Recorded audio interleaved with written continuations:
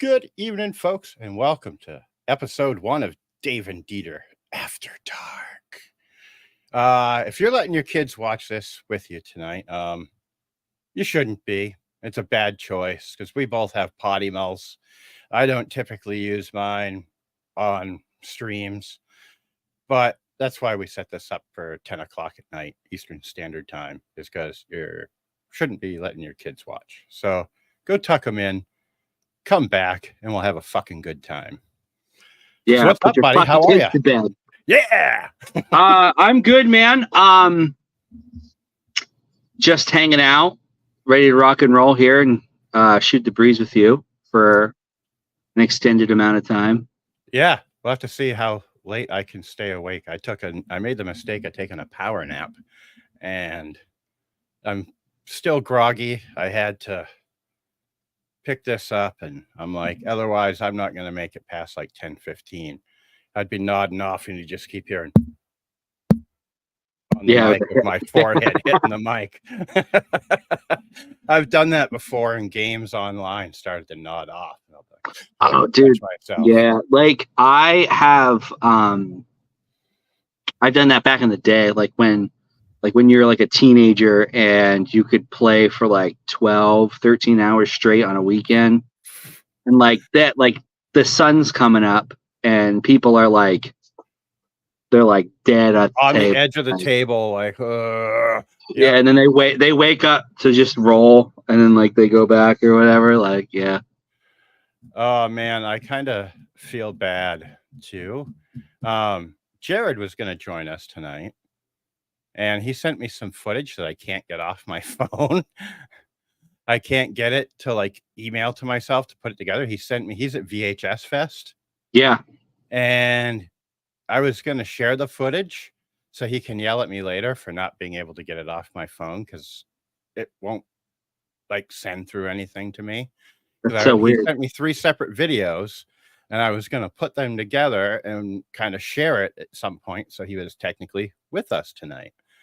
And yeah, I can't do it. So I'm sorry, Jared. We'll get it out there for sure. Yeah. I just feel bad because I told him that we'd be doing it. And now I can't because my phone is stupid, which is why I said earlier this week I want to get away from an iPhone. So I don't blame you there. No. There's first controversial opinion of the night. iPhones suck. How's that? They do suck. And I don't understand the kind of loyalty that people have towards any corporation, period. Yeah. Brand loyalty is insane. Yeah, especially this day and age when we're in like an oligarchical, if I even said that right, which I probably didn't. So, but you know, it's like, yeah, I don't get it. But what I do get loyalty to are games like this, like Cyborg. And well, I didn't grab enough books. I'm a dumbass. I didn't either. It's okay. We could just talk about them. Yeah. So one of the things that we were talking about before we before we went live was challenge rating and how much we don't like it. Yes, and it is. How it balanced is not a real thing. Yeah. And it's just not. And fights shouldn't be balanced. You get outnumbered. When you go into a dungeon, you're going to get surrounded by creatures. And it's like I was playing once, and what is the dome in 5e that people can cast over them? I can't remember the name of the spell.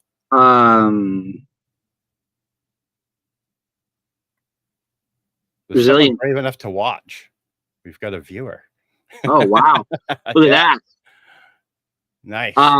The resilient sphere. No, oh no, it's like something house or hot. No, I don't know. I can't remember. I know but from to protect them in dungeons, it's like a dome that nothing can penetrate. Yeah. And they cast it in a dungeon. And I'm like, all right, well, cool. You guys wake up from your long rest surrounded by orcs. Yeah, they wait. Like people are too gentle in their games nowadays. Like when I used to play with my brother when he was alive, like if you did something like that, you got your ass kicked in the game. You know, it's like you would wake up and it would be you're surrounded by your enemy and they're ready to eat you. Yes, I think that I'm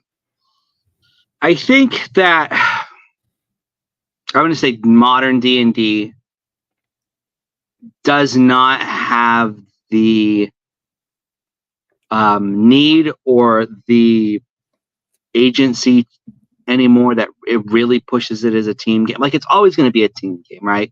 It's always cooperative, but it has a lot of leeway in that if your party doesn't work together.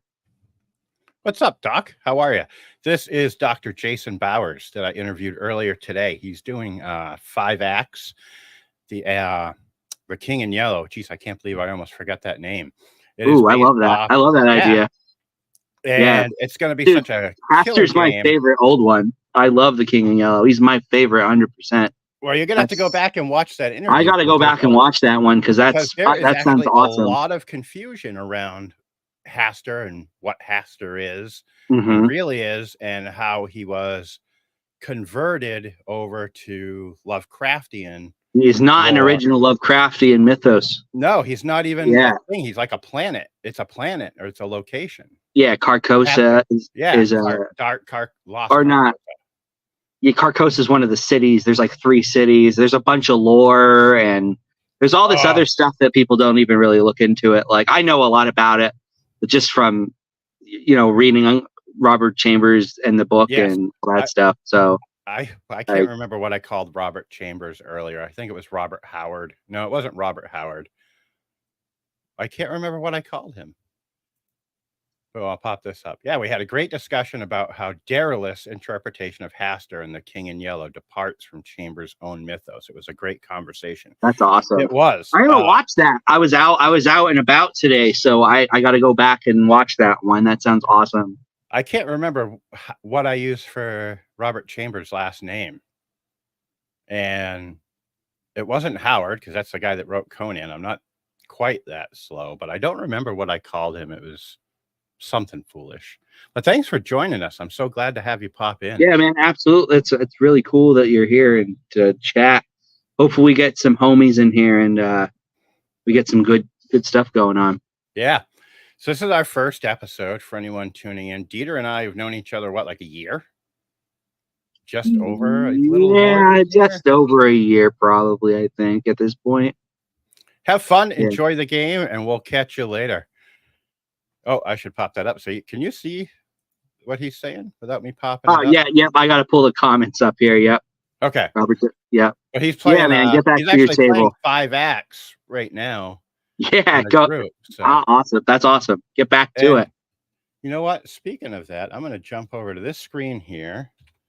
I'm going to go to the Kickstarter, and in the ticker, I am going to put the link for the free PDF. It's like 40 pages long of rules. That's a beefy quick start right there. Let me come on, computer. I can't wait for this game. If you haven't backed it yet, 5 acts, The King in Yellow. It's a storytelling horror RPG. God, I cannot talk. This is why I shouldn't have taken a nap. But it's going to kick some ass. I'm so used to holding my tongue. I've got to get used to our late night show where we already warn people. Yeah. You gotta loosen the muscles there, the swearing muscles. I don't need to, but it's more me to loosen the swearing muscles. Where did that go? Yeah, I should probably introduce myself, huh? Yeah. I mean, they all know me. I'm Dave, Games with Dave. They're used to me.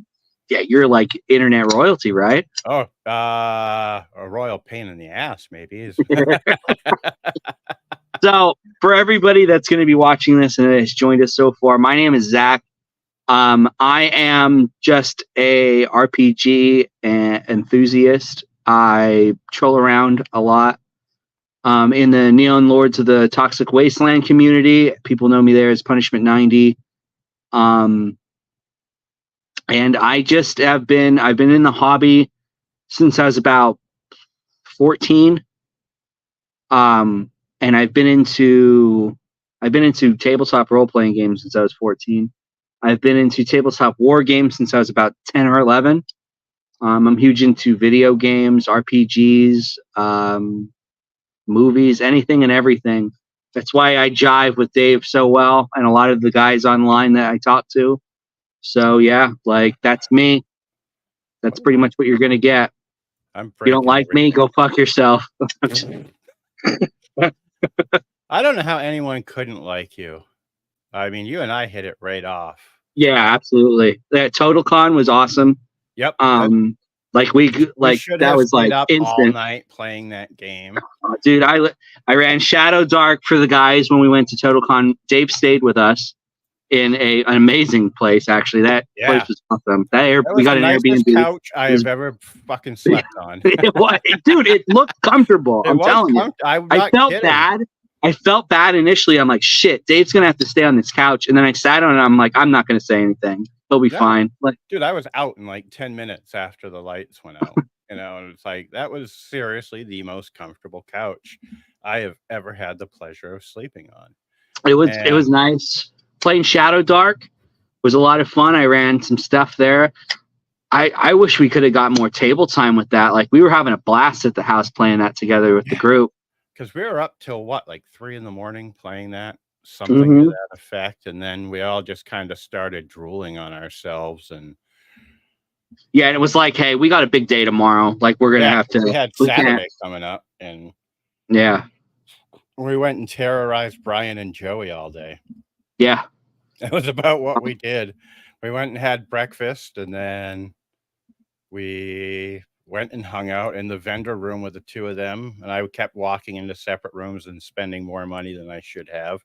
Like, I think every time I left that room, I came back with a pile of stuff. It was a good convention. It was. I'm going with a lot more money next year. I know that much. Yeah. There, so I got the link for 5 acts. Hours, 5 acts, like playtest rules down on the ticker. Very awesome. I'll actually send it to you so you can download it. Yeah, shoot that stuff over, my man.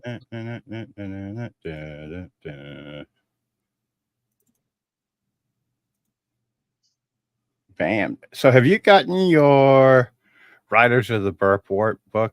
I have. I have it right here behind me somewhere.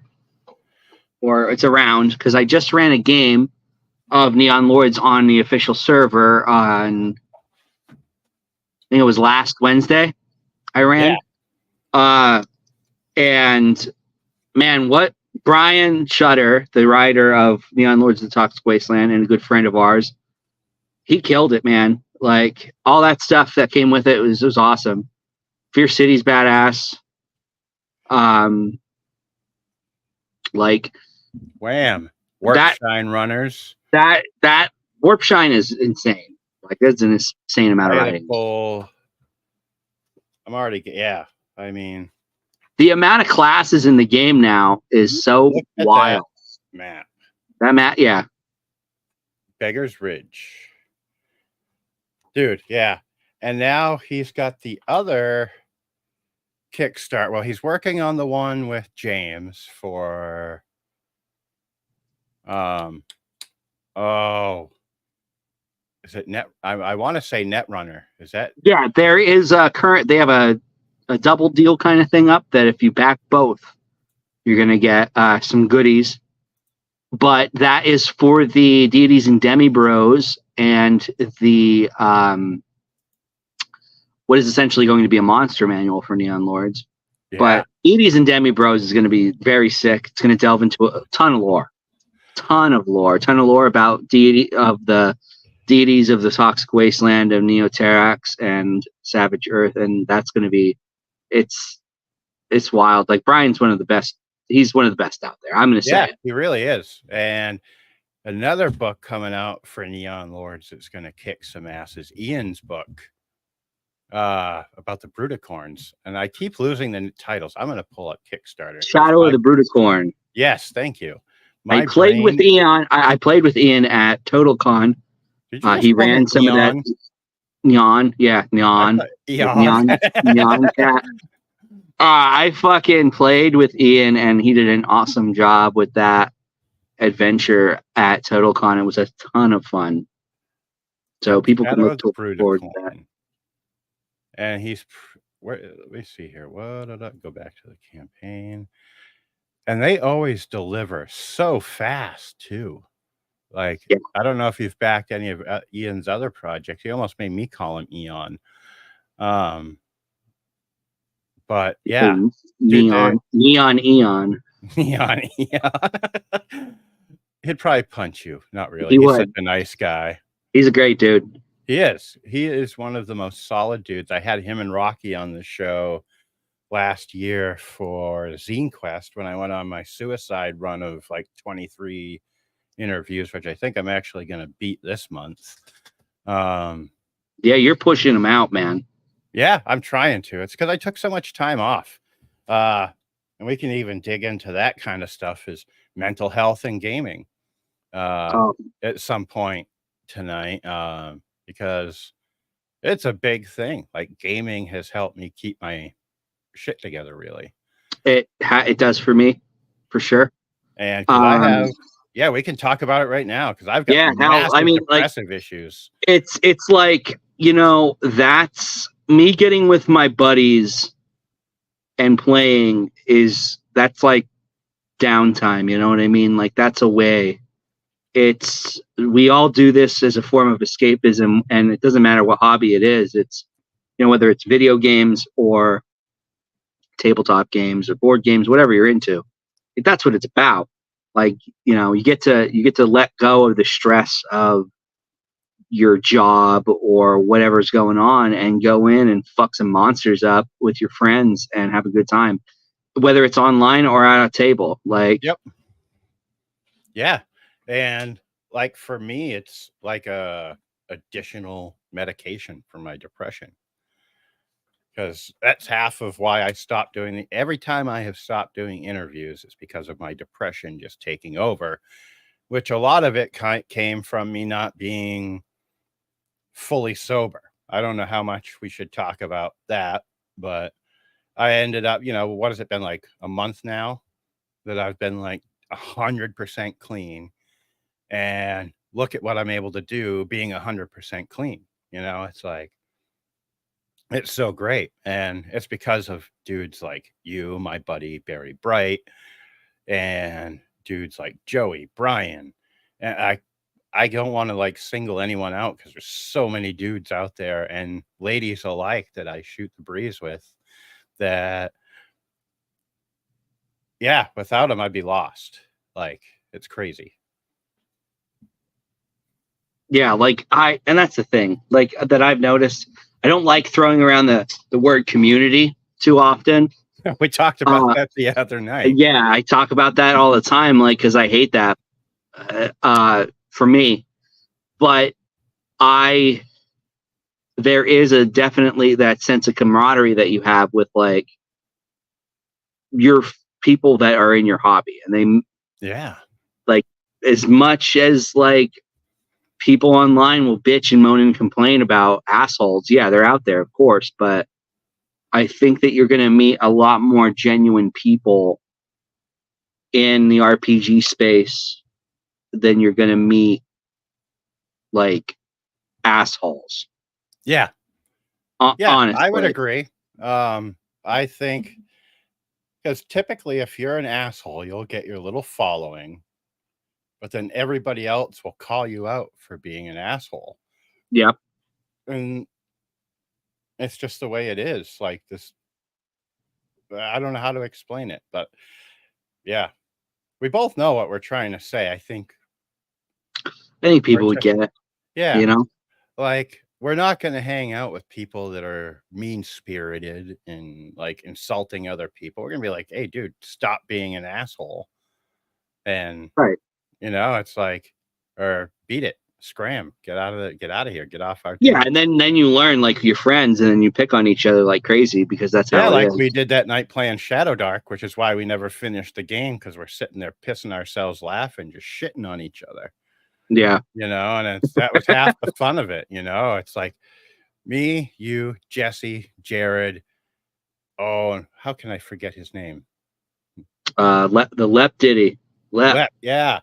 Like we're all just sitting there, like just shitting all over each other. And like, I can't wait to see Jesse again. Like, he's so He's a much great fun, guy. dude. I love that guy. He's a Like, great guy. he is like, yeah. Oh, we lost a viewer. Can you see the view count up in the corner? Probably like, these idiots are just rambling and not talking about anything. And we'll get a feel for it. This is episode 1. I did title it Unleash the Kraken, so I don't know if somebody was expecting us to talk about Krakens, which we can, I suppose, at some point. Yeah, and I guess I don't know much about Krakens. It was more like unleashing the monster of the two of us together. I think, I mean, you could talk about giant leviathans of the deep if you want. Or we could talk about other monsters that are mean in books like Into the Weird and Wild. I'll have to, you got to pick up this book. Charles Ferguson Avery fucking murdered it with this book. And he's got another one that I've got here, Into the Sesson Citadel. But like, look at these monsters. These aren't your balanced, gonna be nice, and there'll only be one of them monsters. They're gonna fuck you up. Well, yeah, actually, like we were talking about 5e and like challenge rating, right? Yep. And like we were talking about monsters and like just the bestiaries in general. And like one for 5e that people like, if people like 5e, like whatever. But this one right here, it's called it is Nightfell, which is a setting for 5e. This is like, it's like a horror setting. Ooh, nice. And it has its own it has its own hardback bestiary, and it's a very dark setting, very horror oriented, but some of the art is like absolutely brutal, and the monsters in here are insane. Like trying to find some of the, like, a good example of a art page that is in here, like a big one, like That's kind of what my brain is doing right now, going da da da. This is totally not like 5e, like vanilla kind of stuff. Like, you're gonna see, pretty brutal art. Yeah. In here. Very dark, very that is a mean looking Drider. But like, look at, that's a Minotaur. Like the monsters in here are super, super horror oriented. Like, and like, I love it. Like, I love this stuff. Like, this is like good stuff. Cause like when I ran 5e, I ran like a very, very dark gothic kind of fantasy style of it. And like, that was a really good setting to pull from. So Nightfell, it's a good one. I'll have to check that out. Yeah, I'm actually Mana Project Studio, I believe, is the one that did it. Nice. You'll have to send me that one, because I'm gonna screw that name up. You said Mana Project 1? Yeah, I'll have to send it to you. I believe that's the name. Excuse me. I'm actually going to be running a 5e game coming up here kind of soon for 10 people. And that's a wild party size. It is a wild party size, but it's going to be fun. But I think, I think we talked about this at Total Con or before. I got out of gaming for like 15 years after my brother passed away. And this group of people are the folks that got me back into playing. Mm-hmm. And I haven't played with them forever, because I started doing the interviews, and I really got to the point where I'm just like, dude, I don't want to have a cape and fly around. And that's not really what you do in 5e, but it's what it feels like, because you can't die. it's a that if we're gonna talk about like we're all over the place for sure. We are. Well, but anyone watching this is going to be thinking these guys are fucking idiots. Those fucking scatterbrain idiots, like just morons. But fuck you if you think that. All right. Anyway, it's true. We are morons, but I just do a good job of talking to people. That's about. But back on like 5e, like it's a lot of people. There's a lot of things that people say. There's different schools of thought with it and opinions and stuff. You got the OSR crowd who are vehemently against it. And then you got the 5e people who are like, that's the only game they want to play. Yeah. Right. And I love, and you know, the OSR crowd's awesome. So there's people that want to do old school stuff. I like that stuff too. I love that stuff. I love old school games like, you know, Hyperborea and, you know, Neon Lords is BX based. And there's a lot of games out there that are absolutely awesome that are pulling from those old rules. But 5e is not a bad rule system. It is not. And the thing, like you said, the flying around with a cape, feeling like Superman, the power fantasy kind of thing, you can't die. You could fix that very quickly. Well, like that's what I'm going to be doing with this group of 10. I hope none of them are watching. I actually hope they are watching because I love all 10 of them to death. But I'm going to try to kill them. And I don't know that they realize that because it's not going to be your typical 5e campaign. Because if there's a dragon that I decide to throw at them, they're going to be like, oh, this guy, he's got 200 hit points. They're going to get him to 200 hit points, and he's just going to go, bing! And he's going to still be standing there going, you done flicking me yet? Because I'm about to bite back. And and that's the thing, like with balancing your encounters as a dungeon master or a game master, like, is you want it to be challenging, but you don't want it to be, you don't want to stomp a party into the dust. Like that sucks too. You know, I get it. All right. All right. Listen, I haven't had a TPK. It feels bad. Long. It feels bad to make a character and get shanked by a shitty knife by goblins in the dark. It does. It sucks. Like you're pumped. You're going to play your barbarian or your paladin or your fighter. And you're going to go in there and you're going to whoop some ass and you get shanked in the back by a shit covered knife from a goblin and die. Like that sucks. Like it could happen, obviously. Like, no shit. It could happen. Like the dice tell the story, but, like, for boss fights, for sure, like you want them to be super deadly. You want them to be memorable is number one, I think. So, like from my school of thought, like I love boss fights. That's my favorite part of an adventure is boss fight.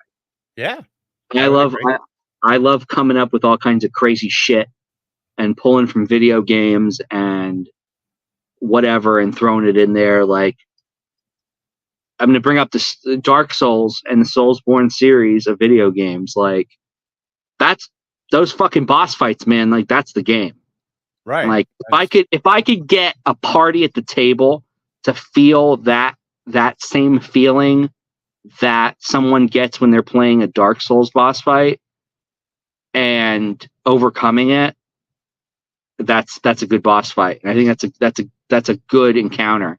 That's like, you know, that's right there. Doesn't happen all the time, but if you could do it, like, it matters and your players remember that. Like, if I were to run a 5e campaign in Barovia, for example, when I played like AD&D Barovia, see, you know where I'm going.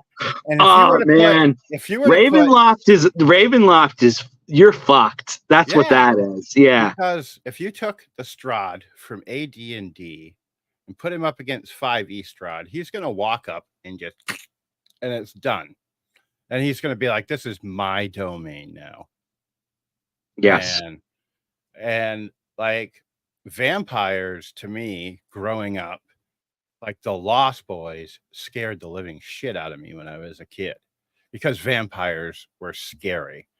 And I feel like 5e Strahd's ready to pop a top with you and sit there and have a couple drinks and be like, what's up, buddy? And where AD&D Strahd's going to walk up, smash the bottle and stick it in your throat. Yeah. And it's also part of like being given enough emphasis on a villain on how to roleplay them as a dungeon master, right? Yep. Like you need that information. Like you need to know how evil a motherfucker is to play him as an evil motherfucker. Like you can't dance around that. So I get you. Like, I mean, come on, Strahd is what? It's fucking Dracula, basically. Yeah. You know, and I think in reality, I have a very strong moral compass, but when it comes to being a GM, that shit breaks and is just spinning around like it's near a magnet, like it's near a magnet or something, just going nuts. Because I want the players to have fun, but if like we're in Barovia, I also want to hear somebody at the end of the go, and then when they get up, there's like a wet spot in their chair after they played. Yeah. Because they pissed their pants. Like, I don't know. I think it's because I grew up, like my brother, like there was no quarter held like given to me. Yeah. It was just like, if you want to play with me, you're going to play. And, right. There's no it wasn't baby new players or whatever.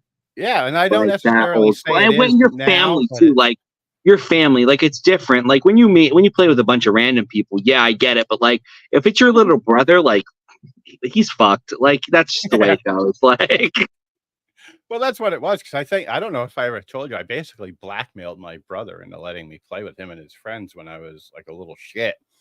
Because of the satanic panic, my mom didn't want us playing. And my mom was very much into that, unfortunately. MADD, Mothers Against Dungeons and Dragons, was a thing. Wow. Yeah. Like, was she part of that? Like, no shit. Yeah. Oh, my mom, if she had found my brother's books, would have fucking tossed them. That's crazy, dude. Yeah, dude. You're the first person that's ever told me like that. Like, dude, you had that close of a ridiculous connection to that. I brought home 4 copies of Twisted Sisters Stay Hungry. My mom threw 3 of them away. Wow. Yeah, my mom was awesome. Don't get me wrong. Yeah, she was a great mom, but she had her faults. Like she bought into a lot of the propaganda from back then. Like, you're just gonna kill each other. You're gonna let a demon into the house, and it's like, yo, it's a book. Like, do you see this? Published by TSR, and it's I don't get it. Like. My kid could probably bring home like the real life Necronomicon, and I'd be like, just bring it in your room and play. I can have fun. You know, it's like no. Well, I mean, you're pushing it.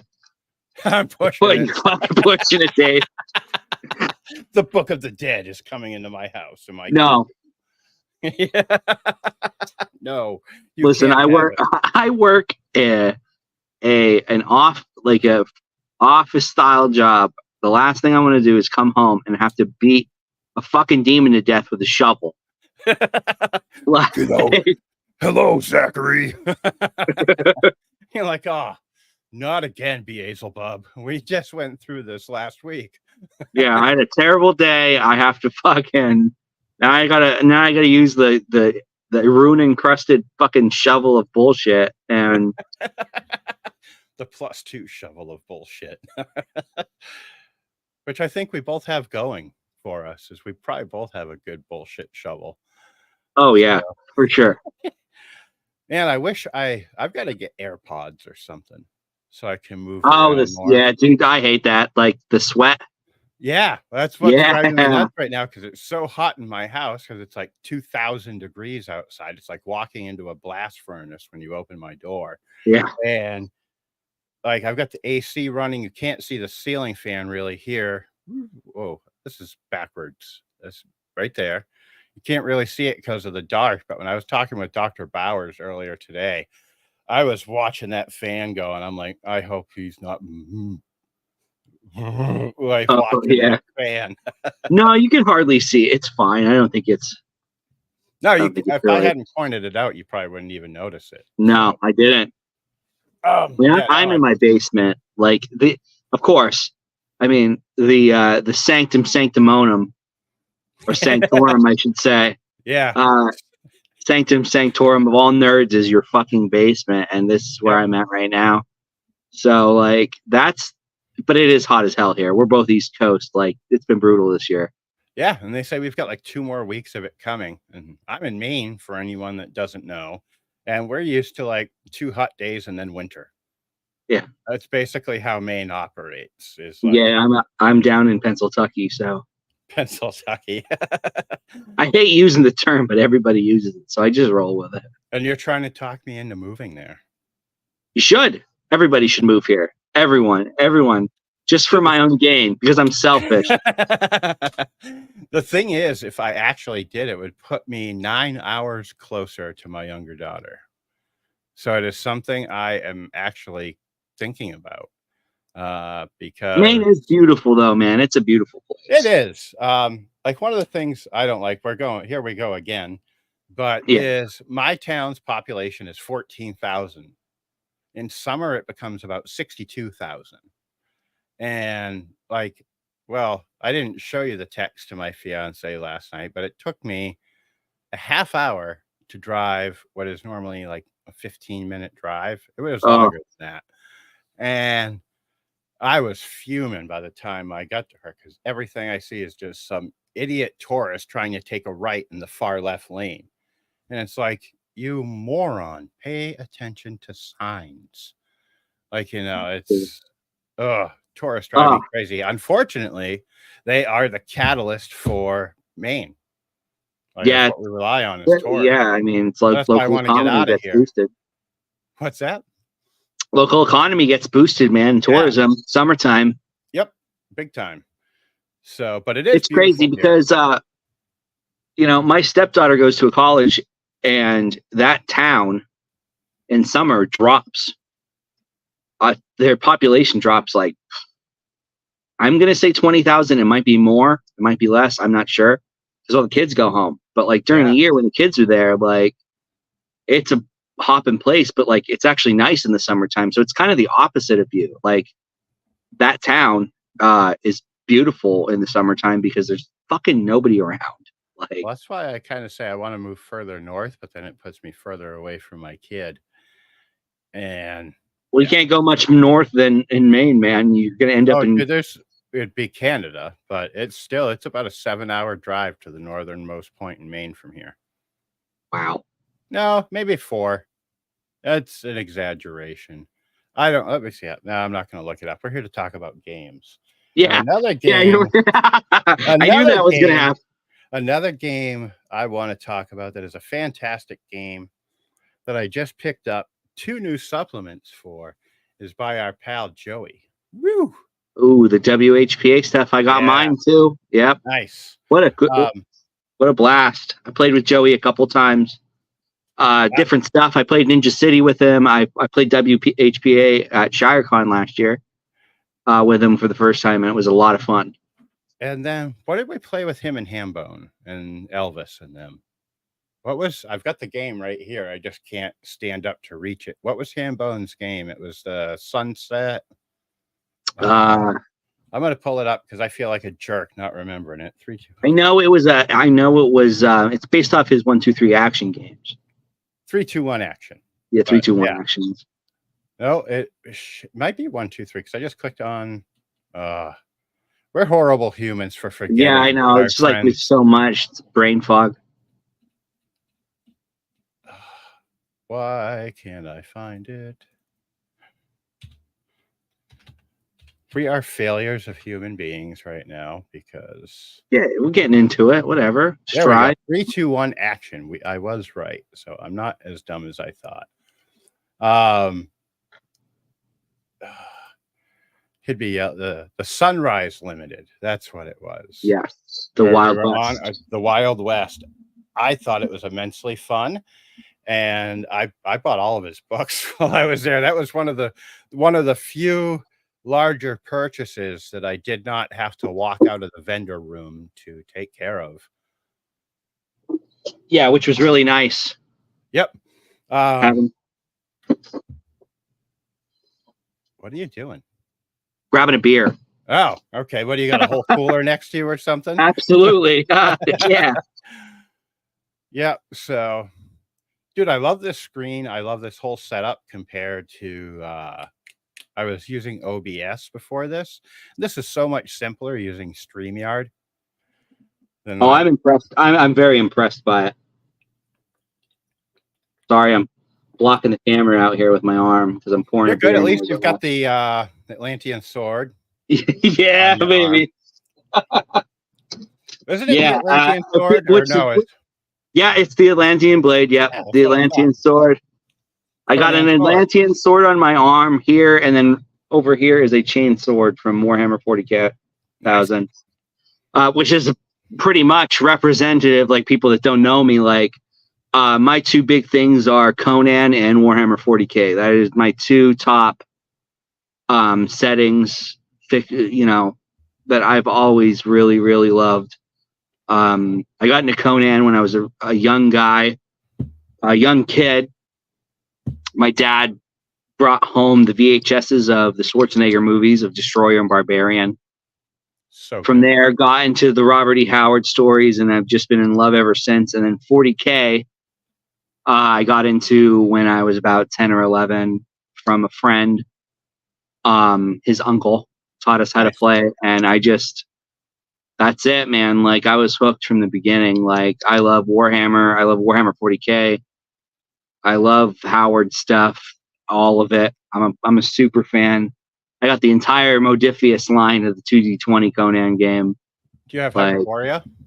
Yes, I do. It's right over there. I got Hyperborea. That up from Jeff, and I'm hoping to grab it if I go. To Jeff is such a cool guy. When I went to ShireCon, I wanted the leatherette death metal versions, and he didn't have any. And he was so cool because like I bought him there and he shipped them to me like probably within 2 days. I had them. Dude, that's like so it was rad. So quick.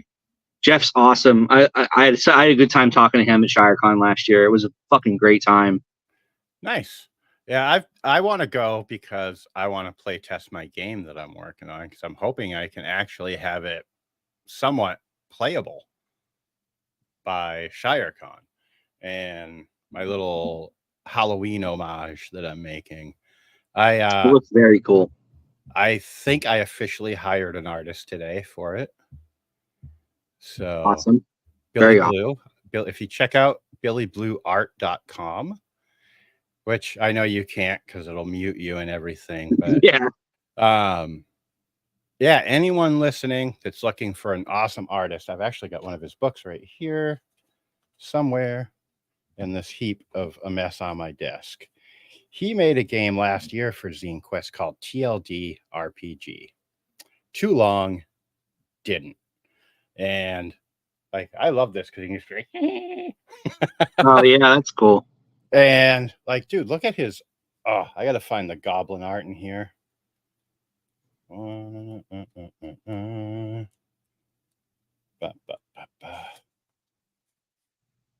I mean, look at that. That is like. Oh, that's sick. That's primo goblin right there for sure. And he's got such an awesome style. One of the things I want to do with the game when I launch it, kickstart it, however I do it, is I'm going to have a limited edition, like probably 50, 60 foil covers. And we were bouncing ideas back and forth today of what we wanted to do. And the next thing I know, boom, like 10 pictures land in my inbox. And I'm like, what the fuck is this? And he made like 10 mock-ups. He's like, what do you think? And this is in like 5 minutes. He just did like the rough sketches of them. And he's like, what do you think of all these? I'll show them to you later. And I was like, holy shit, dude. And we sat and chatted for about probably 20 minutes, 30 minutes, and figured out what I want to do for the limited edition cover. I think I've shown you the regular cover with the orange and black. Yes, Yep. you have. Yep. That'll be the regular cover. I feel like a jerk not showing it. So actually, I'm not going to show it. I'm going to let people be surprised because I think it's pretty fantastic cover. So, yeah, dude, let people stew. Yeah, build up shit. some hype about something instead of like spilling the beans, so to speak. But yeah, it's going to be a fun game. Brian, I had gone to Brian Shutter with a dice system, and he was like, I got a better idea for you. And we came up with a name for it and everything, and it's gonna kick ass once I actually get it out there. Oh, yeah, if you like Brian's awesome because like if you ever have ideas with him, he will help and bounce like real quick. Yeah, and the way the dice system and by bounce I mean bounce off of you, like yeah, I knew what you meant. I knew you didn't. Yeah, I wanted to clarify for I wanted to clarify in case anybody watching, they're like, well, what the fuck does that mean? But why would he bounce after he says something? Or yeah, exactly. But no, he's so good to bounce the ideas off, like you were saying, because the dice system that I had was clunky as shit. And it's something I had been working on. I'm like, oh, I'll try this because I could tell it was clunky. And I think I even said that to him. And he's like, well, try doing this. So it's going to be all D6. And the way it works, I think, is going to make it, as the party has unfortunate encounters, I guess you would say, it's going to pick up the pace of like what you're rolling. So you'll have, I don't want to give away too much, but you'll have more dice when you start the game than when you finish the game. Right. And it's like a reverse dice pool almost. Yeah. And the shapes dice pool grows.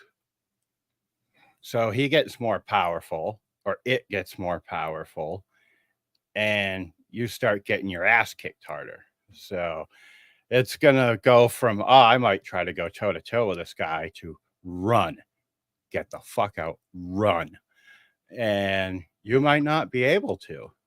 Which, that's the thing. Like, a horror in a tabletop setting is, I think, one of the hardest things to convey, like, because you're sitting around a table with people, right? Like, you can't really make them scared. I'll do air quotes here, scared, for real. But conveying urgency like that is the closest that you're going to get. It makes you rush. Yes. And it gives you that like tension, that I don't want to say false tension, because it is a tension of like, oh shit, I've got to roll. And you drop one of the D6 on the floor or something. You're like, oh shit.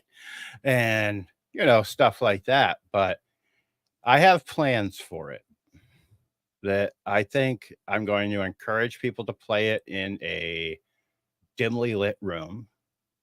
Yep. And if all goes well and it gets to where I want it, I've got someone that I have talked to that's going to make me a soundtrack. That's good too. So you could have that playing in the background. Yeah, an ambient soundtrack is like, that's a big one. I'm trying to think. There's a horror RPG that a lot of people talk about. That it's like I can't remember.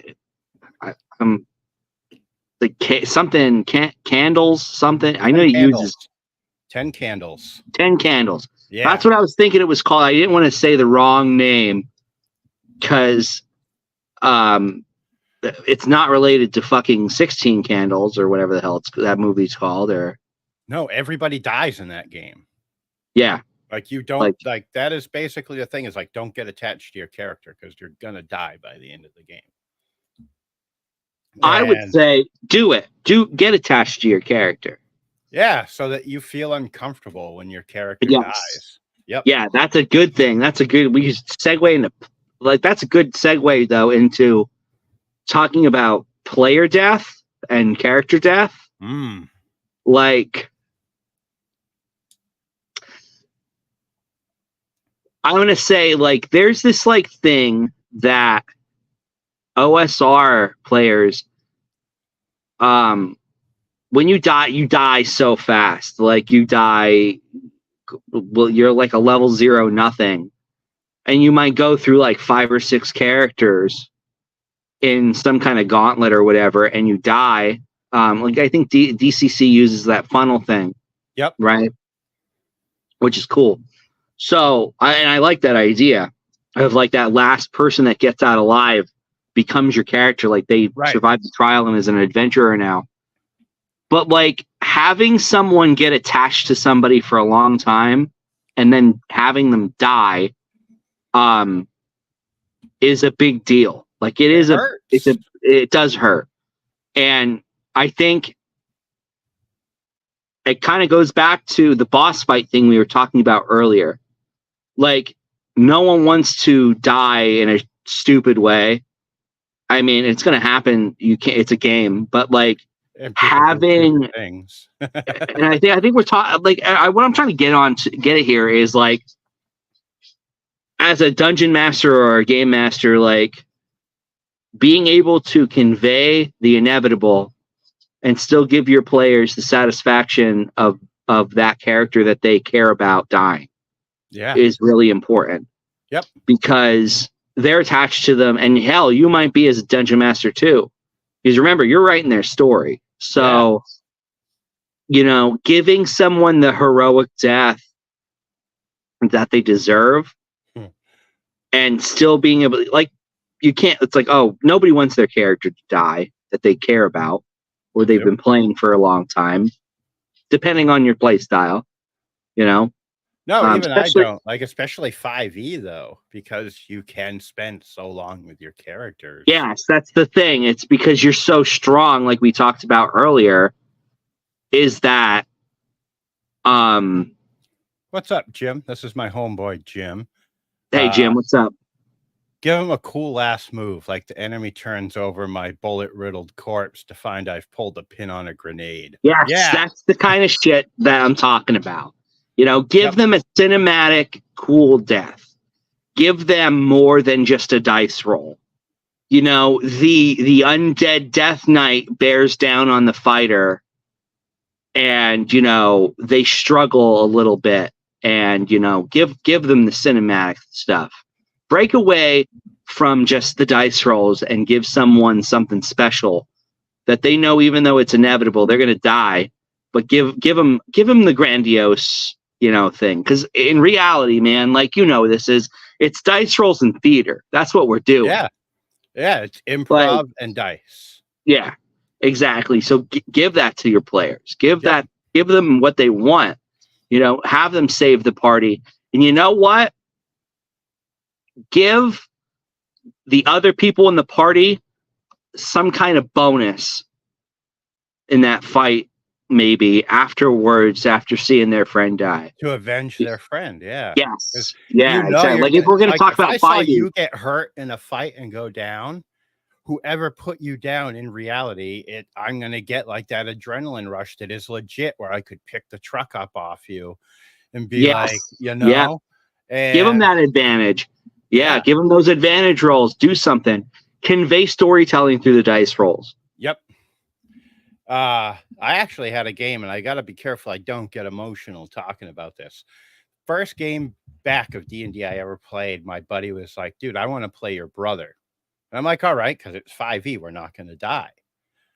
We got into this battle, and we were getting jacked up, like, because the GM of the game, the whole time we're playing, he wasn't a gentle GM, kind of like I'm not.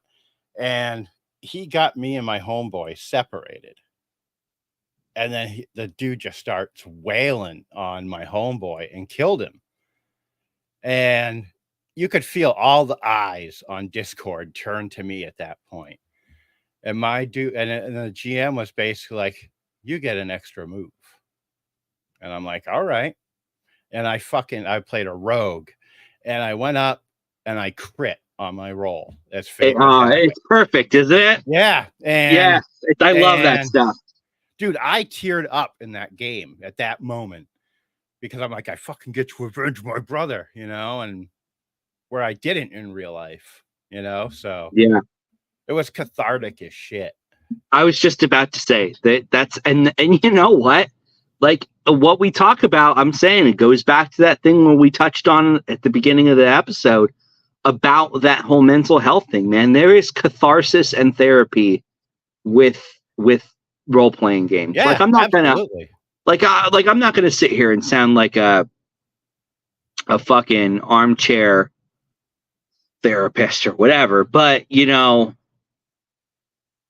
studies have shown that role-playing games can be used for therapeutic purposes. Yeah, they can. They use it for PTSD with people. Like I'm the perfect example of that because I got to kill the thing that killed my brother in a game, Yeah. But yeah, dude, it was great. Yeah, it wasn't great, but I get what you're saying. Like that's the moment you're trying to look for. At the table. At least I am. And then I could go back and forth. I could play through I could go through serious games that are really, really the big storytelling long campaigns. I love that. I love campaign play. I love one shots. I love little bullshit games that are just fun. We're going in and doing whatever. Like our Shadow Dart game. Yeah. There was no writing involved in that. I just was here, pick a one of these pre-planned adventures I think I picked one because I couldn't decide on one. We're all looking through them which one do you guys want to play? Yeah, so I just picked one for you guys and I ran it, and I was like, all right, well, we're gonna throw this one out there, and I threw as much narrative that I just made up on the spot, and it was a lot of fun. It was so much fun, dude. The Mind Flayer fight was brutal. Yeah. I don't think I've laughed that hard at a table in a while. And it was because of how horrible the jokes were at the table, which we'll never repeat online. No. But it was just the five of us hanging out, being nothing but idiots after a day at a con. We're all spent. And we're like, fuck it, let's just play something and have some fun because we don't want to go to bed yet. And those games are great. But then, like you were saying, the long running campaigns that have not a serious tone to them always, but you don't want to do dumb shit in it and derail the game. Right. Whereas in our Shadow Dart game, we knew it was a one shot. So we're going to do dumb shit. And yeah. I love it. I love gaming so much. Yeah, I know. It's you fall back on that thing and you think about this hobby and how important it is to you. And it is I talked about earlier when I was just introducing myself a little bit, fucking 15 years is a long time, man. I've been playing this shit since I was a teenager, and I'm 34 years old now, and it's I got 15 years on you, buddy. So. Yeah, and a lot of guys like you who are older, who have been doing this forever, Jim too. It's the same thing. He's been playing. I'm pretty sure. Yeah, we were talking this morning on the phone, and he got the red box when he was a kid. Yeah, the old Beck Me red box. So. Well, and it's that's a thing. It's connecting with people. I have connected with generations. 86 baby. Yeah. I would for me, it was actually about 83, 84 when I blackmailed my brother.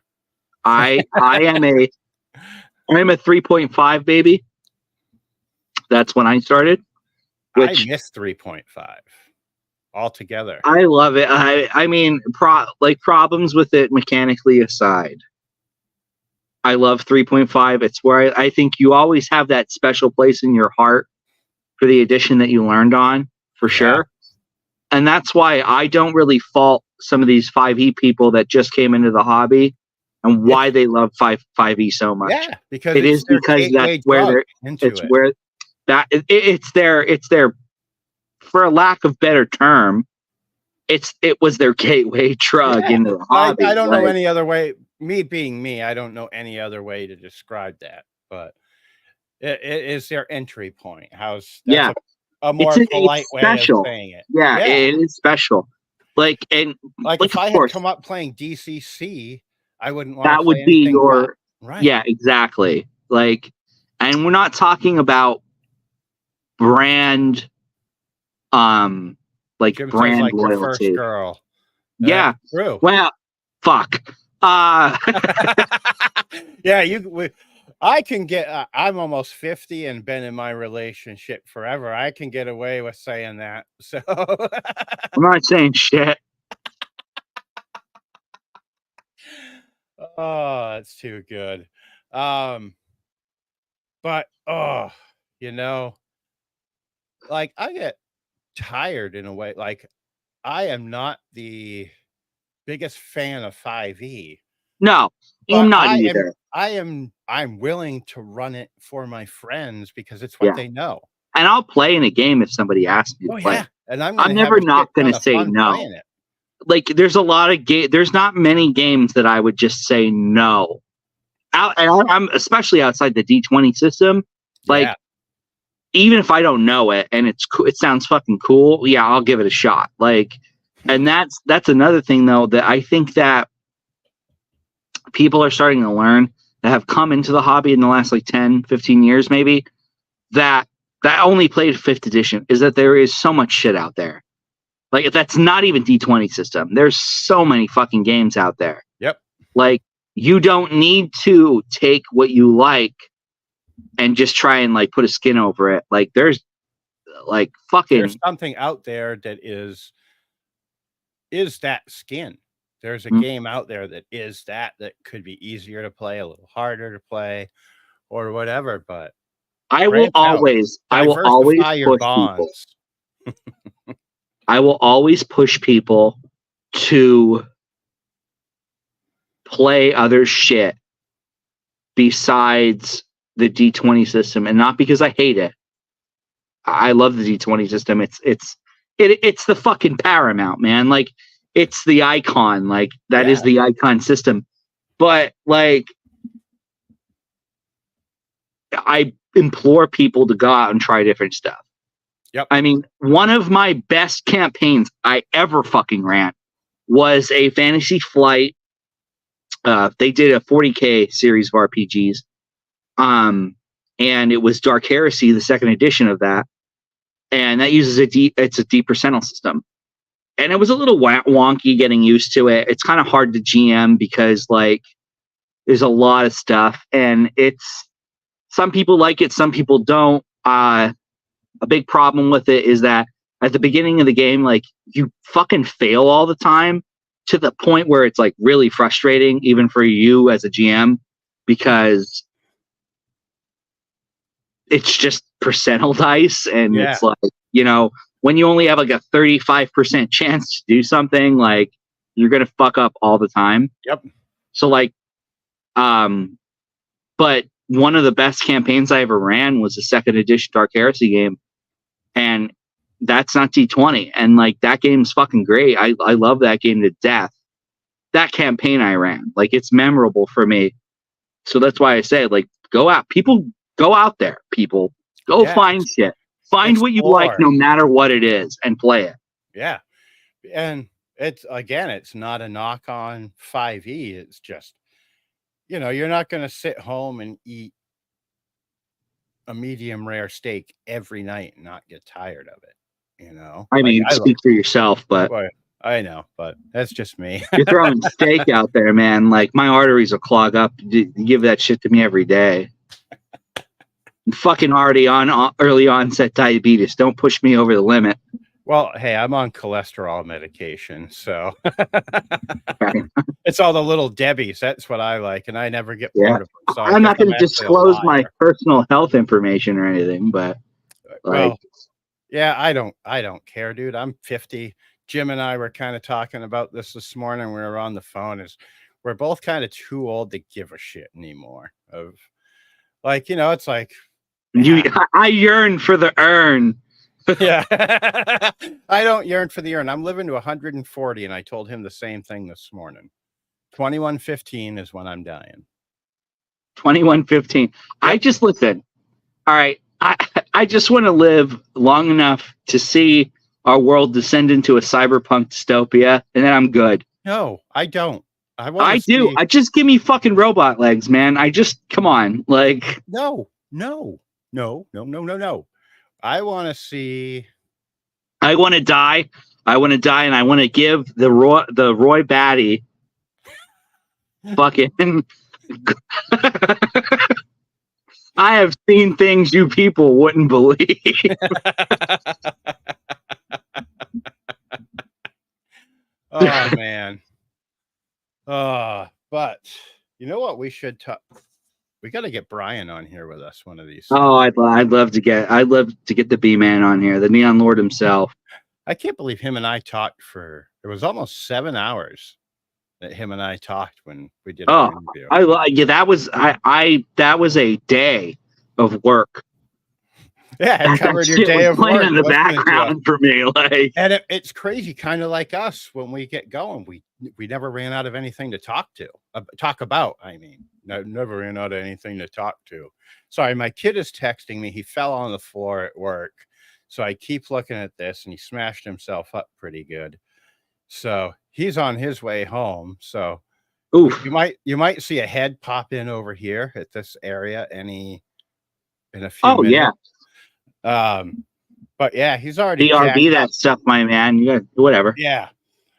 But oh man, where were we? We were talking Let's talk about other games, yeah. What other games? What do you think? What outside of D20 system? What was the most interesting memorable game that you play regularly, or that I've done like a one shot of, or either? Just anything. What do you think? Okay, I got this Skeletons. Have you ever played that game? No. It's a little paperback. Probably I don't own it, but I should. You play skeletons protecting a tomb from Tomb Raiders and shit. That's awesome. And it's very thematic. The GM of the game, or it's called something different for this game, sits by the light switch, and you'll go through your scenario. You go through 5 or 6 scenarios, I think it is.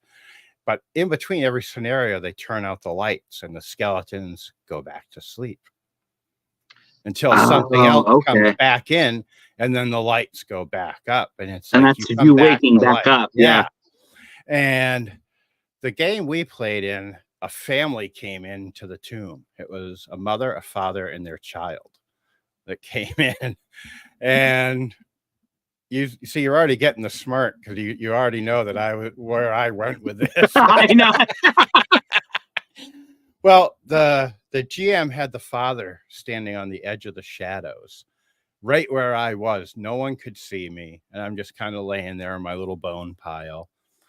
And the kid is talking to the father, and I grabbed his ankle and ripped him into the shadows, never to be seen again. Holy shit! So that's awesome. Yeah. And there are no dice rolls for it. It's just cooperative storytelling. And I'm like, he feels my bony fingers wrap around his ankles, and then his face hits the bricks as I pull him into the darkness.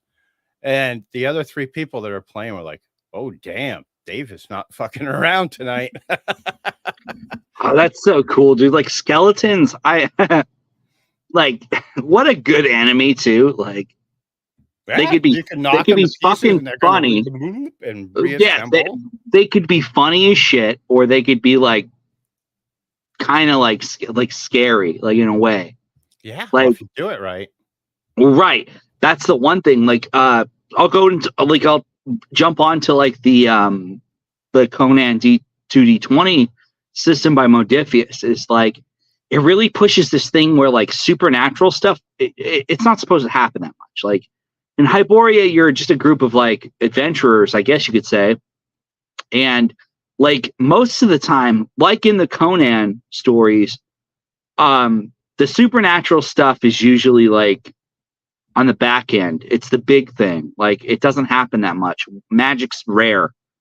So seeing a skeleton, like they have a fear. Like there's a fear score in that game, or a fear attribute that usually in a skeleton in any other like high fantasy RPG, it's just a fucking skeleton, Right. or it's a zombie. And as players that have played forever, like we've killed fucking probably thousands of them.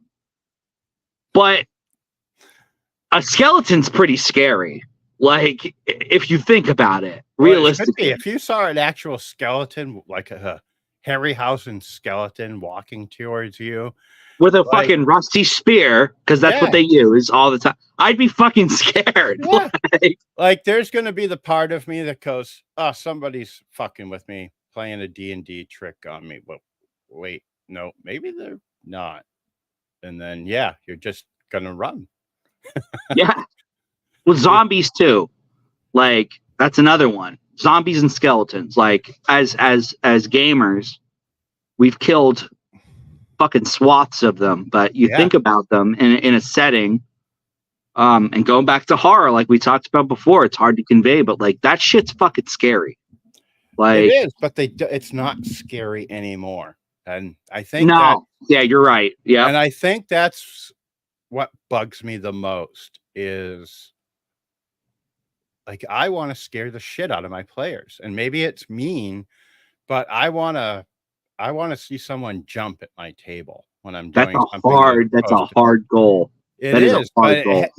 I think a lot of it has to do with the atmosphere that the game is played in. Mm-hmm. Because like we were saying, of having ambient music, dimly lit room, if you have that type of atmosphere, you can get the fear out of people. Yeah. But if you're just playing like a game store with 40 people around you that you've got to yell over, your skeleton is not going to scare you. Like, yeah, I agree. I totally agree with that. Like, you have to set up the environment for it, for sure. Yep. I played. I taught my stepdaughter and a friend of hers how to play 5e. They've never played role playing games before, and I'll tell you what, it was amazing. Like, it's cool to see new players. That's a vibe killer. Just saying, like, I think he's talking about like the bright room and having to yell over. Yeah. People. Yeah. No, I totally agree. Yeah. Yep. Like it is a vibe killer. Like, especially if you're totally used to an in-home game. Yeah. Like at a table with your buddies, like you got to adjust to that.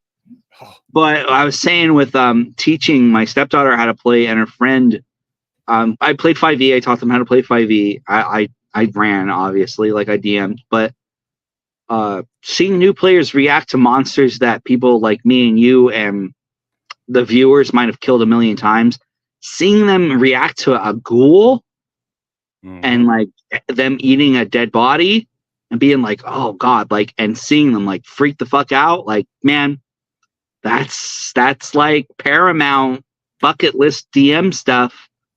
Like, yeah.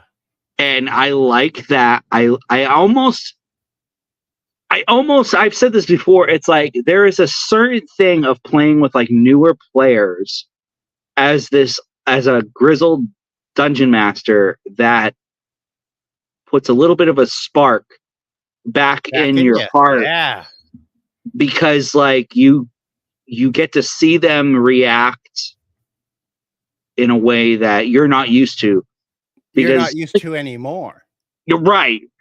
But, yeah, and exactly. I think a lot of it is because it's like it's not really nostalgia, but it's like that time machine. It's like, damn, I miss feeling like that when I Yeah, saw Beholder for the first time.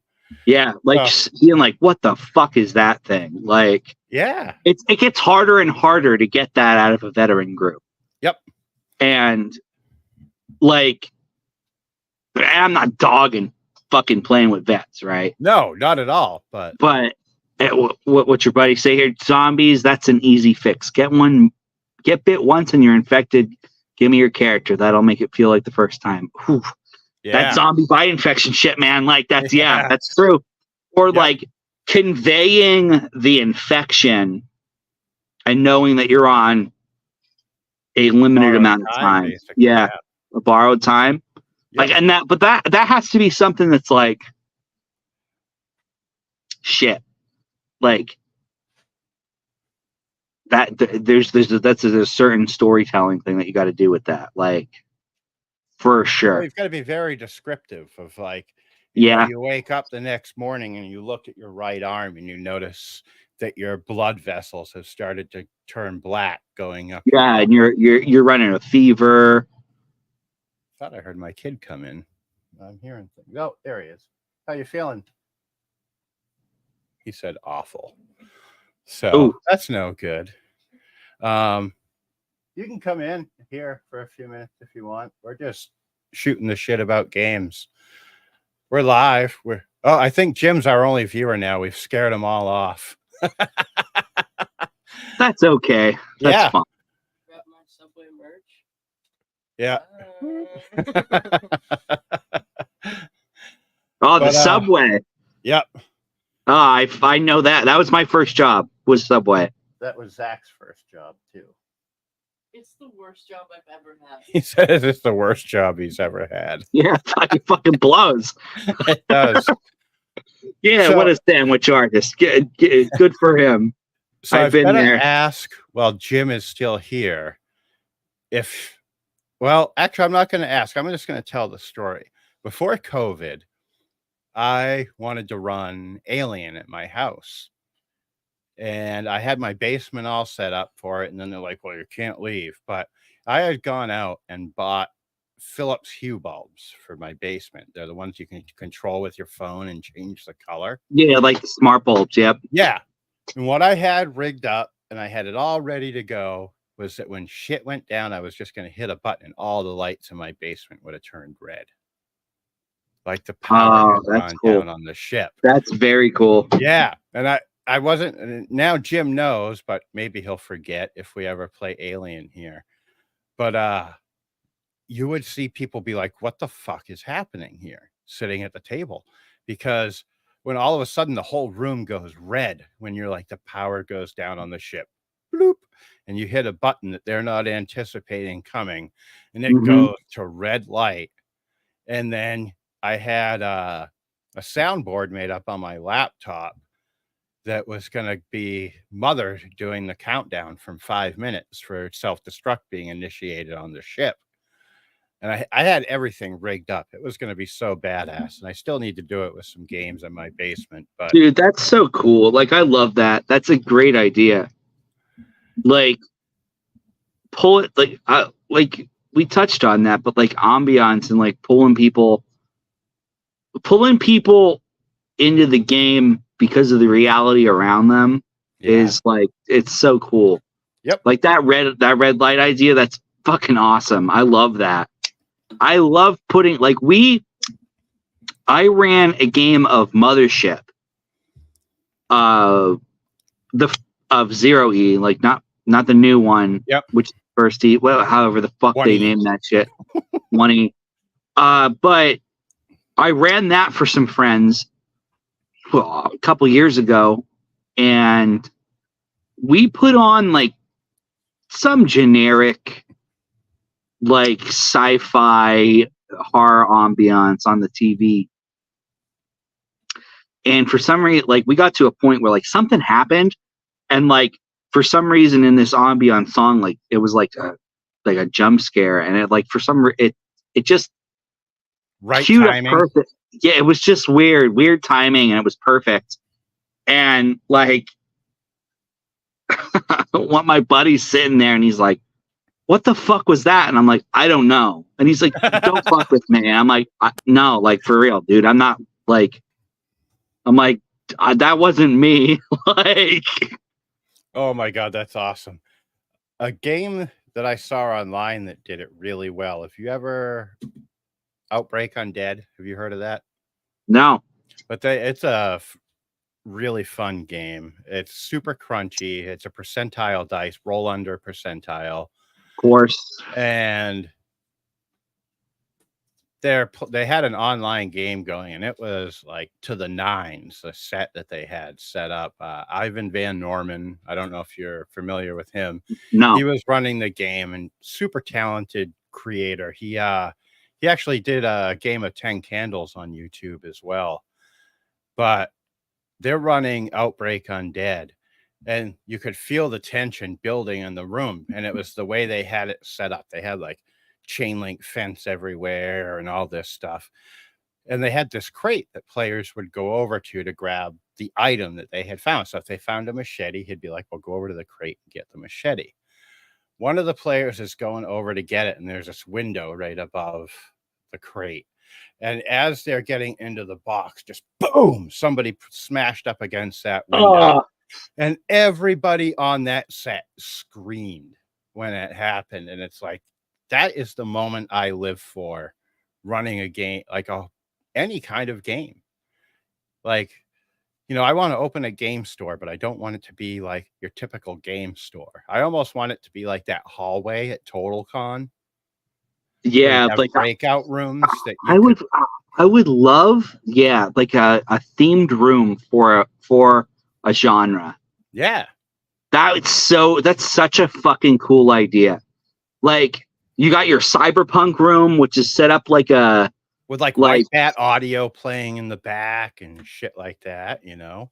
Yeah, like you got that synthwave stuff playing in the background. You got neon lights in there, you know, like just have that set up like that cyberpunk setting for like one room. You got a horror room. You got like, that's a great idea. I mean, it's like the overhead's probably ridiculous, but it would cost more than you would make. You'd have to rent the rooms out, which I think people would eventually, I think, realize how awesome it was. But yeah, I think initially you're going to run into people that have kind of the same issue they have with a paid GM. right. Run a horror game in one of those Halloween places. Like are you talking like a Spirit Halloween? Or are you talking like one of the like a haunted house? Yeah, that's kind of what I think he's saying. I don't know why the fuck I initially thought that would be neat. Halloween. That would be really cool. Or like, yeah, that would just be so cool. Like having something set up so someone could reach up through the floor and grab your ankle without you knowing they're there. Yeah, that would be really neat. Definitely have to sign a waiver, but yeah. Where prison furlough guys chased you with chainsaws. Yes. Everybody has that like local place like that does like a huge Halloween thing, and like I don't think anybody's ever thought of that, like reaching out to like a local haunted house and being like, hey, I want to run this horror RPG there, like are your people willing to pay a fee or whatever? Right. Some of your people and some of the actors there or whatever, the participants, like be able to like bring some crazy moments into that, like the window slamming thing, or grabbing the ankles or something, just to like, could you imagine sitting there playing 10 Candles, we can use as the example, and there are things that are running around attacking your legs, and all of a sudden you feel someone fucking grab your ankle. I know I'm probably gonna scream like a 6-year-old kid if that happens. I can imagine this, like you're sitting at the table, right? And whatever. Like you're the dungeon master, and like you're explaining like a ghost or something, right? And there's a doorway behind you, and it's like black in the doorway, dimly lit room. And as soon as you explain that like this ghost appears, there's someone standing behind you and like a dark gray, so they almost Yeah, like blend that, in. or like I've always I use that like Sadako from The Ring, like the hair hanging over, whatever, and then We were she's just talking about standing this the other behind night. you. Yeah, and she's just standing behind the GM, like, and then the players are at the table, like looking, like seeing this, like, And you just act like it's not there. yeah, and then like the lights go out, and then it's gone, and it's like that's like such a cool. That's an experience I would want to have. Yeah, for sure. absolutely. Like that's again, this goes to the curse of the GM, right? I don't know if I ever brought this up with you. It's just like you always fucking think of shit that you want to experience, like always. Yeah. In any game that you write or whatever. But like that's a good thing. I think that's the only way to really convey horror in an RPG tangibly to get your players at the table scared, is to have some kind of outward. You have to have the atmosphere for it. Yeah. Like with the game I'm working on, and it can't be played in a well-lit kitchen with a bunch of people sitting there eating pizza and Doritos. You're not going to have any fucking food at your table, at least while you're playing with me. And I want it in a dark room, like set it up like 10 candles. I don't know if you've ever seen that played. That all they have is a room very dimly lit. And on the one they played online, they had 10 LED candles, like tall tower candles in the middle of the table.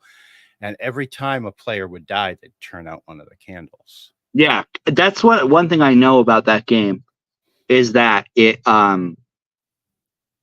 gets darker as you play because the sun is and that's the thing. I have a weird thing here. Let me grab this quick. Yeah.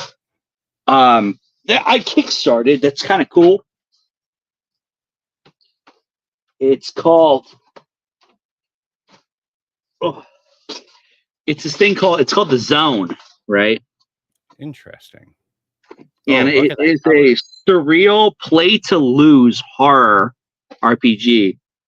And it doesn't have a GM because it uses all cards.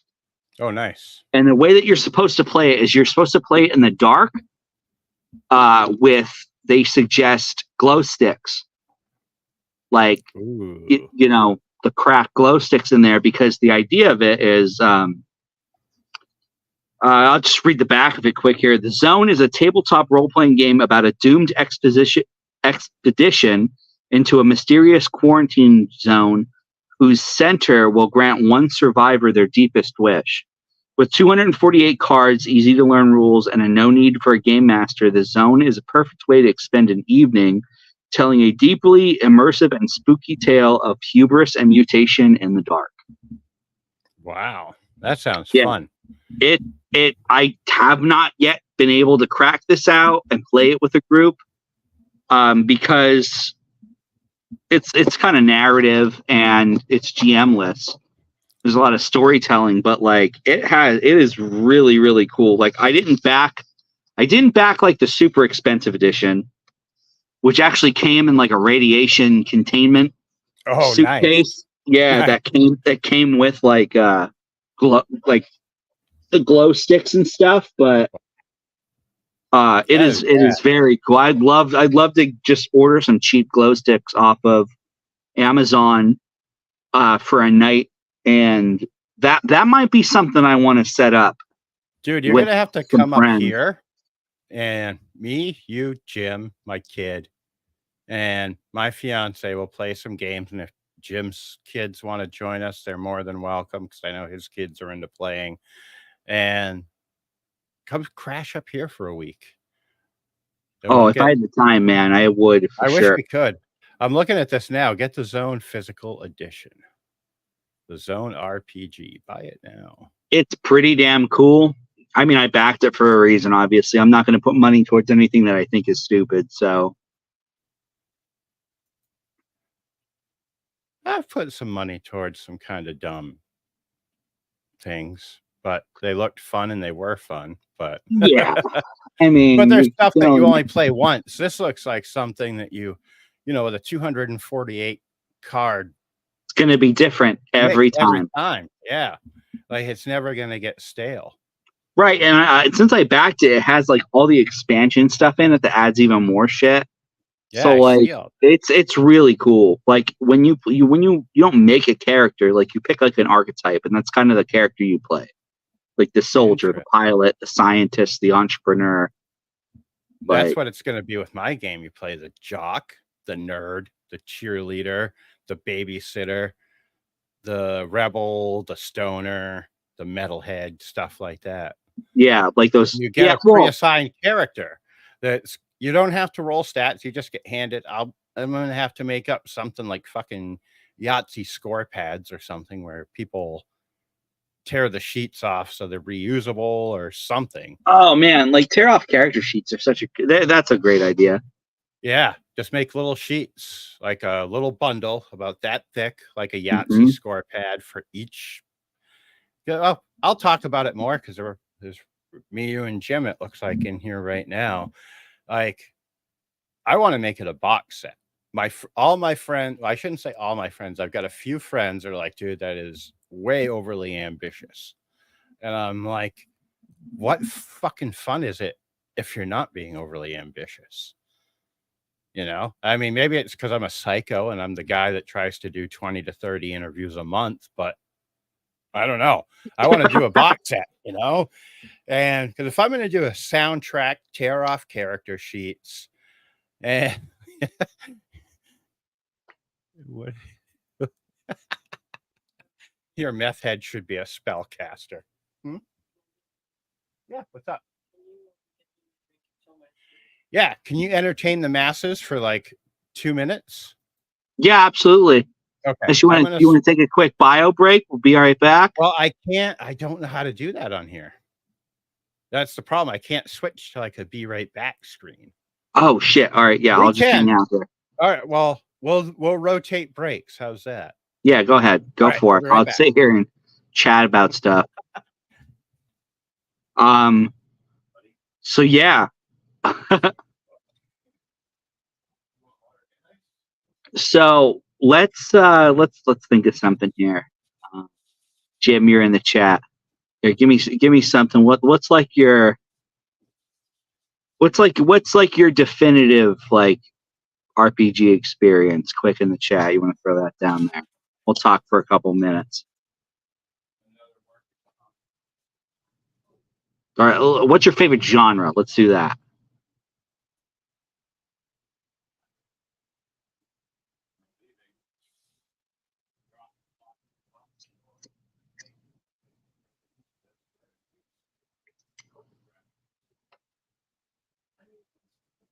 Low fantasy. Yeah, me too. 100%.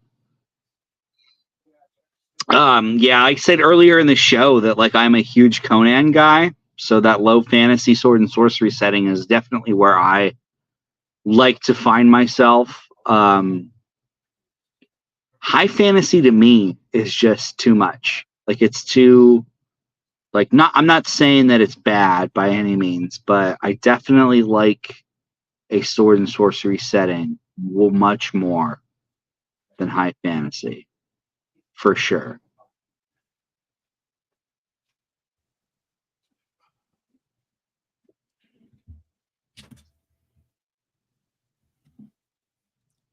We're professionals here. Oh, consummate professionals. Yeah. That was quick. Yeah. Yep. Threw some food in the microwave for him and got him a big old jug of water. And he's happy as can be. You got a bio? I can talk away. Yeah, I'm fine right now. I'm good. I just didn't know if you wanted to kick it off for a second here. But yeah, once I figured out I asked like what's Jim's favorite genre setting, and he said low fantasy. Yeah. And then he said high fantasy is like a cake with too much frosting. Yes. Yeah. Yes, it is. Yep. Absolutely. That's a perfect analogy for that. And that's one of the things I like about like DCC is the magic system.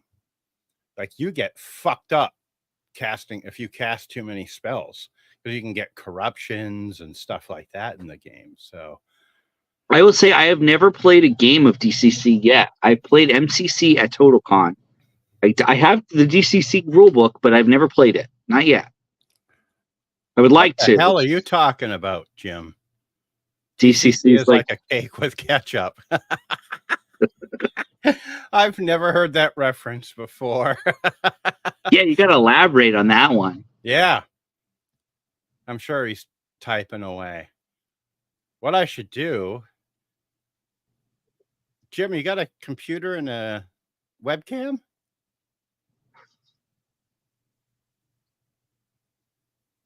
You never drank enough, Dave. If you haven't eaten cake with ketchup. I was never the drinker. I am. And that one, no, but I have eaten some pretty righteous amalgamations of food. Fucking shit faced. So it's like that app, like one of my, this sounds terrible. It makes me sound like an alcoholic. It does. This is what I'm going to say. But like one of the best things ever is like after Thanksgiving, getting loaded with your friends and having all the leftovers and like making like a Thanksgiving sandwich. Yes, the turkey with the freaking cranberry sauce and great, like just the stuffing. Yeah, it's everything. Just just everything. Like dude, that is like that sober, the perfect drunk food, man. Like I'm telling you. Like, dude, it's crazy with me. Now we're gonna go back on this subject. I've lost almost 15 pounds in the last month just from not eating dumb shit, from being fucking spun out. Really? Yeah. I have a box of Little Debbie snacks up in the cupboard that normally would be gone in the night, that have just been, they're probably sitting up there in tears right now because I haven't eaten any of them. And they're just like, it's like the end of How High, when he throws the joint off the bridge and it's like, you'll miss me. Yeah. That's what these Little Debbie cakes are like right now. Dude. You all set? Okay. Dude, I'm telling you, like, it's just whatever. Like, the food. What's the perfect gaming food? Let's get on to that. It is definitely not pizza, because that right. Shit gets everywhere. That's what everybody fucking says, it's pizza. That's that's the generic thing. But I don't think it is either. One of Maggie, the lady that had been running our had been running a game for us. We were playing Blades in the Dark, but we used to play 5e together before COVID. And she would make this fucking beef stew that was so amazingly good that she would bring to the games like every other week. And I would say, honestly, like a good stew, because it's not messy, it's hot, it's filling, and and it was like something you would get in a tavern. That was basically what my brain would say. Is all right, now we're sitting in the tavern, eating a bowl of stew, sit there and eat it like this, so you really look like you're the adventurer. Got your big old cask of ale, in my case, Diet Mountain Dew, and the dew is perfect though. He said stew works too, but olives, good cheese, beef jerky, and biscuits, and a watered down with beer. Yeah, PBR. Finger food is huge. Yep, like that is a big one. I mean, I have never thought about it until now, but like a meat tray, would be super good. Like sliced meats, cheeses, that kind of thing. Like when we play like locally with my group, like we always order out. We order takeout or DoorDash or whatever, but we don't order like pizza and shit. Like most of the time. Yeah, like one night it'll be like Mexican, another night Chinese, like not the typical. Maybe that is typical, I don't know, for some groups, but like we change it up, bar foods, stuff like that. something that's gonna fill you up. And then like drink wise, I mean, some groups you got the Dew. The Dew is like the king with that stuff, Yep. but The Monsters, caffeination. fucking monster drinks, coffee, that's I've got that too. yeah. Beer is another one. Yep. That's always a good one. Like not to get like hammered at the table. That doesn't work, but having a No, but couple if you get brews, someone man. that gets a couple into them and you do a jump scare at the table, they're going to be the one to jump because they're kind of like just chilling, feeling it and like relaxed. And then you're like, boom, the room, like the bar explodes and they're like, whoa, what the fuck? Yeah, that's awesome. Yeah, that is like, that's it. Now you're making me think of Darth Vader at the end of episode 3. No. Oh. What is the no in reference to? The ketchup cake. That's what. Damn, now I want like, fuck. Now I'm like hungry. Now we're talking about food.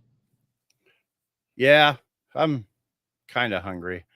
I would I'm actually thinking some good General Tso's chicken. Yeah, Ooh. Jim says to getting hammered. It's no fun getting hammered while you play. Because then you wind up. No, that's not. I don't think like impairment for play is like a good thing. No. For sure. Man, I cannot stop looking at this Zone game. Like I'm going to have to buy this in a couple weeks. I'm glad I brought it up. I can't tell you. I can't really give you a review on it. I haven't played it you yet. Don't need to, but I can tell just looking at this and the way the cards are, and the cards look fucking awesome. The fucking replayability of this game looks like it's infinite. Just like the 5-Axe game when we were talking about that this afternoon. One of the things I mentioned to him, like they have been basically thinking one shots with the game of like the guy whomever it would encounter read the king in yellow, go insane, and that's the end of it. And I'm like, well, what if they found a stone that had the yellow sign on it and they put it in a box and hid it under the floorboards of their house? 50 years later, their grandson moves into this house. It's been abandoned, is remodeling it, rips up the floorboards and finds this little box, opens it up. Boom, he starts going mad. Then you jump to like 50 years later again. Oh, like a generational curse. Like a generational tale. Yeah. Yeah. And he was just like, oh, he goes, that's a great idea. And he goes, I'll make sure I credit you if we do that. That's awesome. Yeah. Cause I was just thinking like, I love to run really long. I would love to run, I should say, a really long campaign. And you always hear about these people, they'll be like, I've been playing this game for 30 years. And it's like, dude, it's a miracle for one that you could get people together regularly for 30 years. And two, the fact that you're still, your GM hasn't killed you and hasn't been a massacre bastard like I am, that pulls off the TPK is. I am in a long running campaign that we've been playing since we're about 18 years old. Oh, it's so badass. It is. It's awesome. We still play it. There have been gaps of years that we haven't, but it's still ongoing and very slow level up. And it is, Jim said, like Pillars of the Earth. Yeah. Yeah. The last campaign like that I played in was with my brother. And dude, long form campaigns. Like I love everything. Like I'll play anything to get a chance. Like I like campaigns that are long. Like they got to end eventually, obviously. But like, do they? I mean, they are going to, especially if like one of your players has like something horrible happen and forbid that they passed away, you're not going to feel weird carrying. You're going to feel weird yeah. But what a lot of, like, some of my good buddies that I've talked to, You talk about campaigns and connecting them though. Like that kind of is a long form campaign because there's a lot of examples of playing. You play your ex character's kids Yeah. or something. Yep. You start throwing that generational shit in there. Like you were just talking about with Yin and Yellow. Like generational storytelling is like that's a thing. Like I mean, isn't there? There was something I watched on YouTube or whatever. I can't remember the name of it off the top of my head. It was like the longest running D&D game ever. Yeah, I know what you're talking about. The guys had been playing like 40 years together. And I can see the thumbnail because it was the guy standing in front of the table. It's like it's this and like the setup's insane. Like miniatures, like they've had so many players that come in and play and whatever.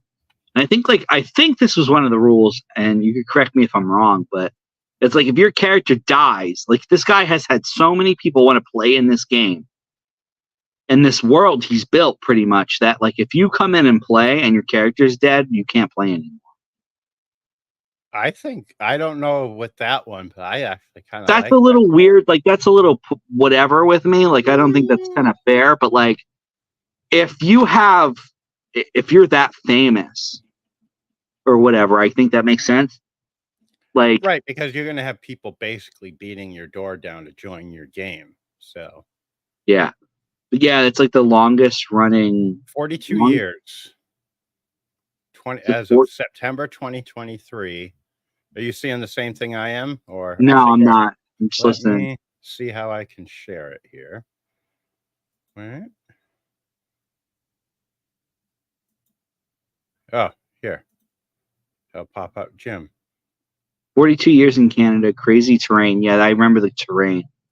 Wonder if the type of game that would be best if the world or the starting town is the star rather than the particular set of characters. Yeah, that is kind of like a Waterdeep type thing. Yeah. Yeah, it's not so much about the characters themselves, but it's like you're building a history of the world and it's world building, duh. But like legit, like the star, like Jim said, the star is not really the characters to an extent, obviously, but it's the town lore that you're building, really. Yeah. Yep, I like that. That's crazy world building, though. 42 years, like that's fucking wild. Yeah, since 1982, that is bonkers. And especially, it's like if he's playing with some of the same dudes. Yeah, if he's got that one wizard that's managed to keep himself alive. I just had You would eventually have to retire. You would eventually have to retire a character. Yeah, they're going to be too old or what, or too strong or too old to continue going. Lehman's Tiny Hut was what I was trying to think of. There you go. Okay, Lehman's Tiny Hut. Okay. I know I've got the first part of it wrong, but that's what it is. That I had someone cast in the dungeon and they're like, yeah, we're going to take a long rest. And I'm like, oh, like hell you are. And I'm like, all right, you guys all go to sleep. You're in the hut. You can't be disturbed. But when you wake up in the morning, there's about 10 orcs standing around you. What do you do? Because the field's about to give out on you. I don't really like the idea of camping in a dungeon. Well, it's dumb. I mean, there's no other way of saying it. Like, if you're going to go, that's like saying, hey, I'm going to go into the jungles of North Vietnam and fucking camp for the night and nothing's going to happen. Like it's a bad idea. Like you get out of the dungeon, maybe set up like a quarter mile from the dungeon entrance or something. Yeah, I think Shadow Dark does that. Like they want the idea of leaving the dungeon, camping out or going back to town and then coming back to it. Kind of like the Diablo thing. Like there's the dungeon's there and you're leaving it and coming back, and then continuing the crawl. I get camping in a mega dungeon though. That makes sense. Well, if you've cleared the level or something, Yeah. Like I'm trying to think, what's the big famous Undermountain? Like that fucking thing's gigantic. Like Yeah. Well, there's Undermountain, and I was thinking of the Frog God Games one, Rapanathuk. that one I am not I don't know that one. I will see if I can share that up here. Let me.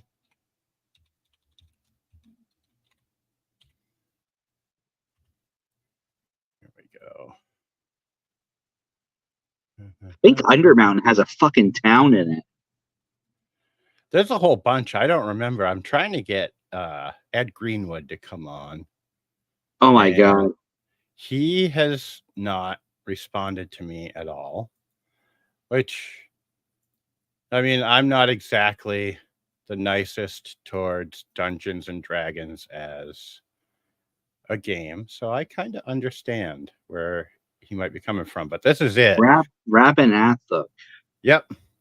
And it is, I want to say, a 72 level dungeon, if I remember. Holy shit. Yeah, it's a monster. I could play this video. I don't know the rules with doing that, but we're going to do it anyway.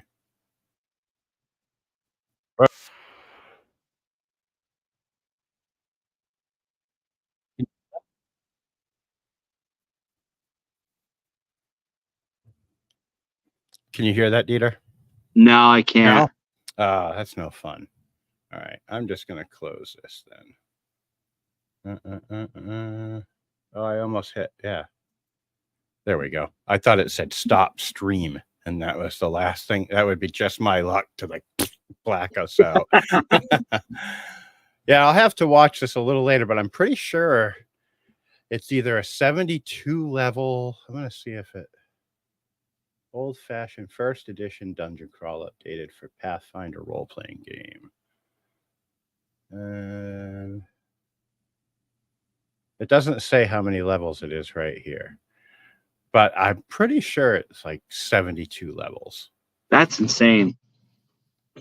That's fucking crazy. I could be fucking completely imagining shit, and Jim might know. But yeah. Whoa, I just minimized. I said it was bad. I'm gonna try to find this real quick. We're good. Dude, like, that's another topic to jump onto. I'm like, we're all over the fucking place tonight. Who cares? Yeah, well, that's the thing. It's the first episode. You know, we're having fun. We're figuring out what we're gonna do. Next time we should probably have like an agenda to go through, or like at least bullet points to kind of go through or something. But fuck it. If people fuck it. Who cares? Yeah. People are either gonna like the show or not. You know, that's. I don't care. Yeah, I don't care. I'm having fun hanging out with my brothers. Yeah, it's pretty much just an excuse for me and you to hang out. So yeah.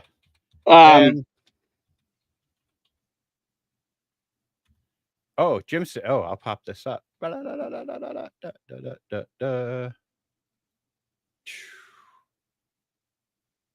should have a 15-minute mini game. We could do that going forward. It's a good idea. I don't know how we do that. Well, we could do a little one on like a solo GM type game. Let me see. That would be a cool thing we could do some night. Yeah, well, that would be a thing that we could do a bunch of nights, is maybe get a little let's see, what can we make it episodic, Jim says. But that's what we do, is we each play a player. Obviously, fucking stupid thing to say, but we each play a character, or maybe we're trying to come together and we run the game so that you're trying to get my guy to your guy and I'm trying to get your guy to my guy, and we just make it oh, and he says we could change genres too. You know, 5 Acts, The King in Yellow would be a perfect game to do that with. Back it, folks, if you're out there watching and you have. Yeah, that would be another thing that we could do with this. Like if you know, periodically do a session or something. Yeah. a late night session with some people. That would be Do cool. some Neon Lords. I'm sure Jim would play. Oh yeah, absolutely. I'd fucking run that any day of the week. Yep. I'm not good at I've got to learn the rules a little bit better before it's a 500-page long book. The dungeon levels, but just the dungeon levels are 325 pages, not counting the ground levels and wilderness area. Holy shit. Yeah. Another one that's a OSR game is I just lost the name of it. Fuck, Arden Vol. I don't know if you've I've never seen heard of that one either. Yeah, I'm all about mega dungeons. I think it would be fun. I want to actually get a couple streams going on the channel anyway. So I want to do I'm going to run Weird Frontiers for Ian, Father Goose, Martin Willett, and Barry Bright. They wanted to play. I know you had mentioned wanting to play Top Secret, which I would totally fucking be down. Oh yeah, dude, I want to play that. Like you picked that up at TotalCon. I was like, yeah, God, hell yeah. Yep. Get Brian on that too, because I know he wanted to try it, but play that too. Yep. And I think he said that. Yep. Joey wants to play Weird Frontier, so we could get him in on that. And I've got no problem like this. You can have up to 10 people on the screen at once. So I could GM for fucking 9 of you guys and not give a shit. It would be a little crazy doing it online, but whatever. Oh yeah. I've got Top figure it out here on this shelf, and I don't feel like flashing my junk on the screen, so I'm not going to stand up and get it. That's all you'd see if I stretched up there is from like my waist to like my knees, and I'm like, nah. Jim said, yeah, baby, Top Secret would be fun as hell. I've never played it before. No, that's actually one that I used to play with my brother because it's been around, I want to say 82 or 84. Yeah, it's old as first fuck. Put it out. Hey, whoa, young buck. That's not old as fuck. Yes, it fucking is, man. you need to realize. Yep, it wasn't the TSR originally that Merle Rasmussen had written.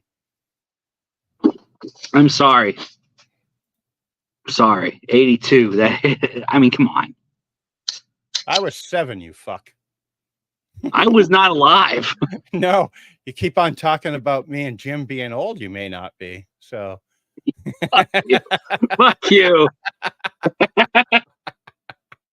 No, they that's like I didn't know Top Secret was that old of an IP, honestly. Yeah, let me see. What year did Top Secret RPG debut? For the record, I have no hate towards old IPs at all, obviously.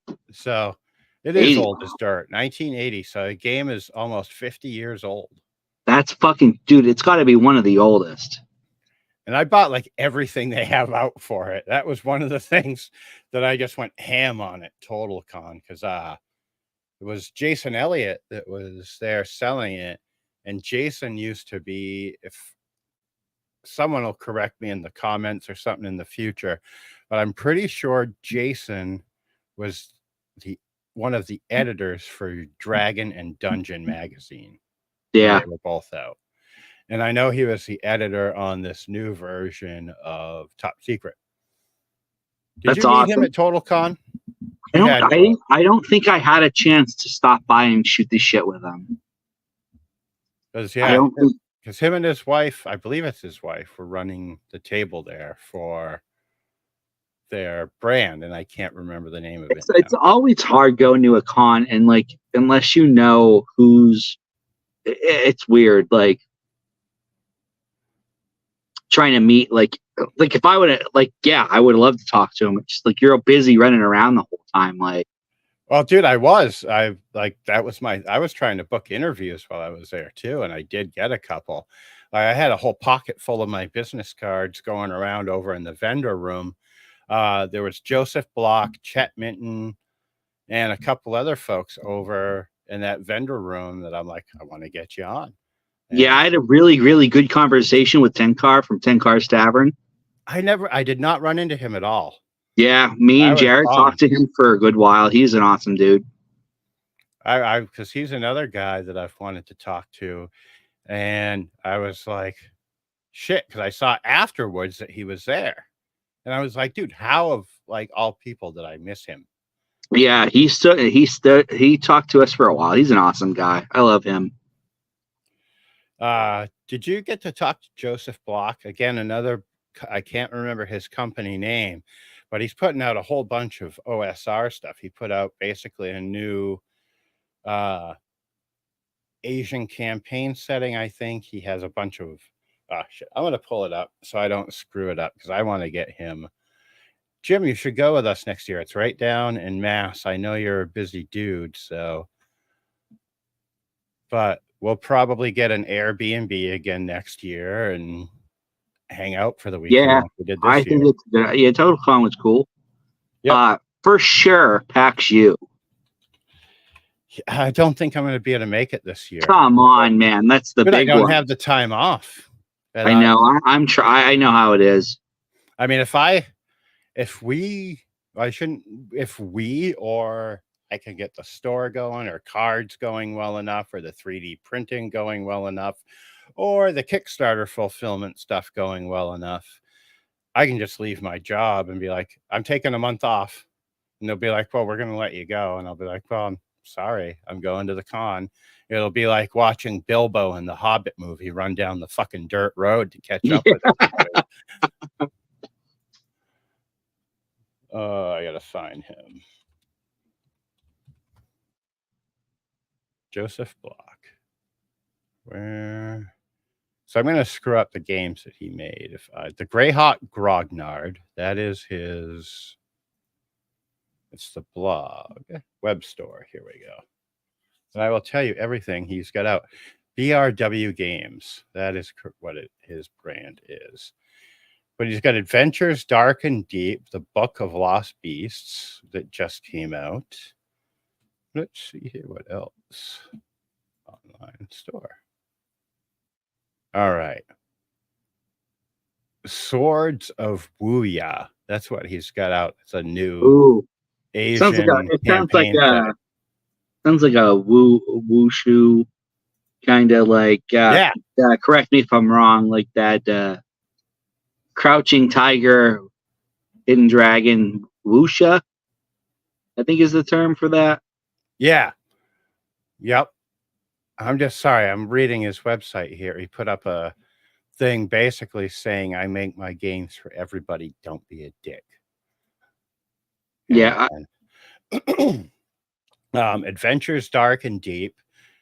He had all of his books on sale. I think it was for like 200 or 250. And they're no fucking joke books. They're all like this thick.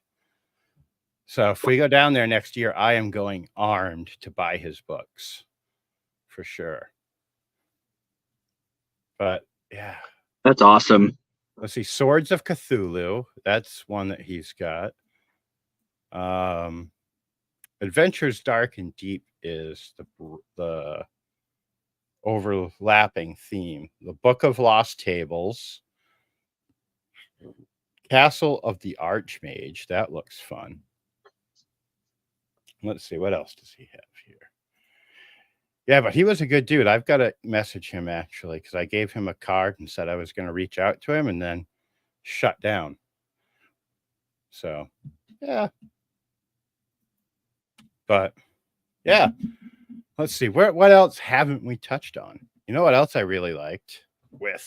Come off my desk. That came with. All the paper standees, man. Yeah, they were sick. Did you back the minis? I ended up having to back out of it.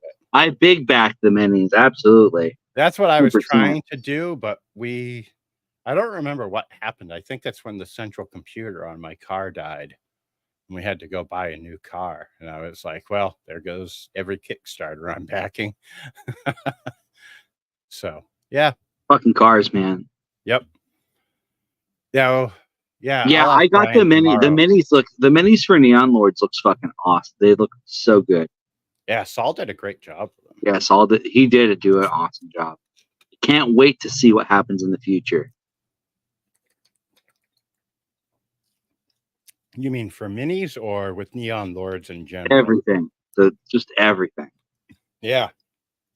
Brian has a lot of irons in the fire. So to speak. Yeah.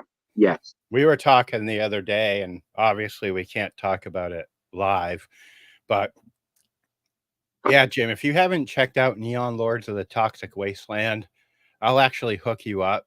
Because it's a fucking killer game. It's basically everything 90s and late 80s. It was awesome. Neon, fanny packs, brutality, Ronald Reagan, hairstyles. Do you have the book right there?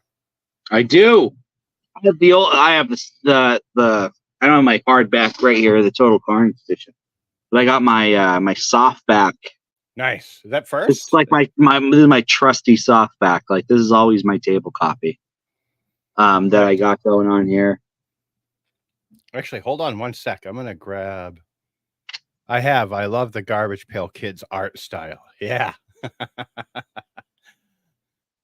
All right, I'm gonna grab. I'll show you what I picked up from him. You probably have it too. Hold on one sec.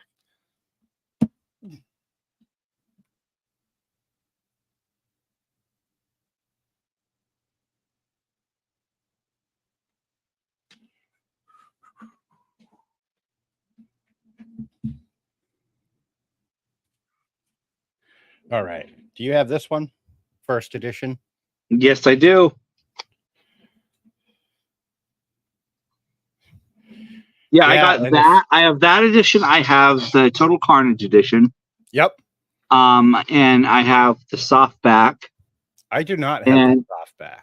I grabbed the softback because I like softback books for table copies. And there is going to be a new softback. I know that Brian was talking about. So that's going to happen. I need that for sure. Yep. I will need it because this game is a fucking blast to play and run, though. For just sure. Bonkers. That's what's so fun about it, man. You do anything with it. Yeah, and it's so off the wall.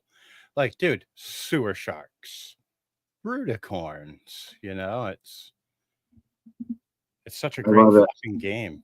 You got to jump in on one of these Wednesdays if I run a game on the Discord.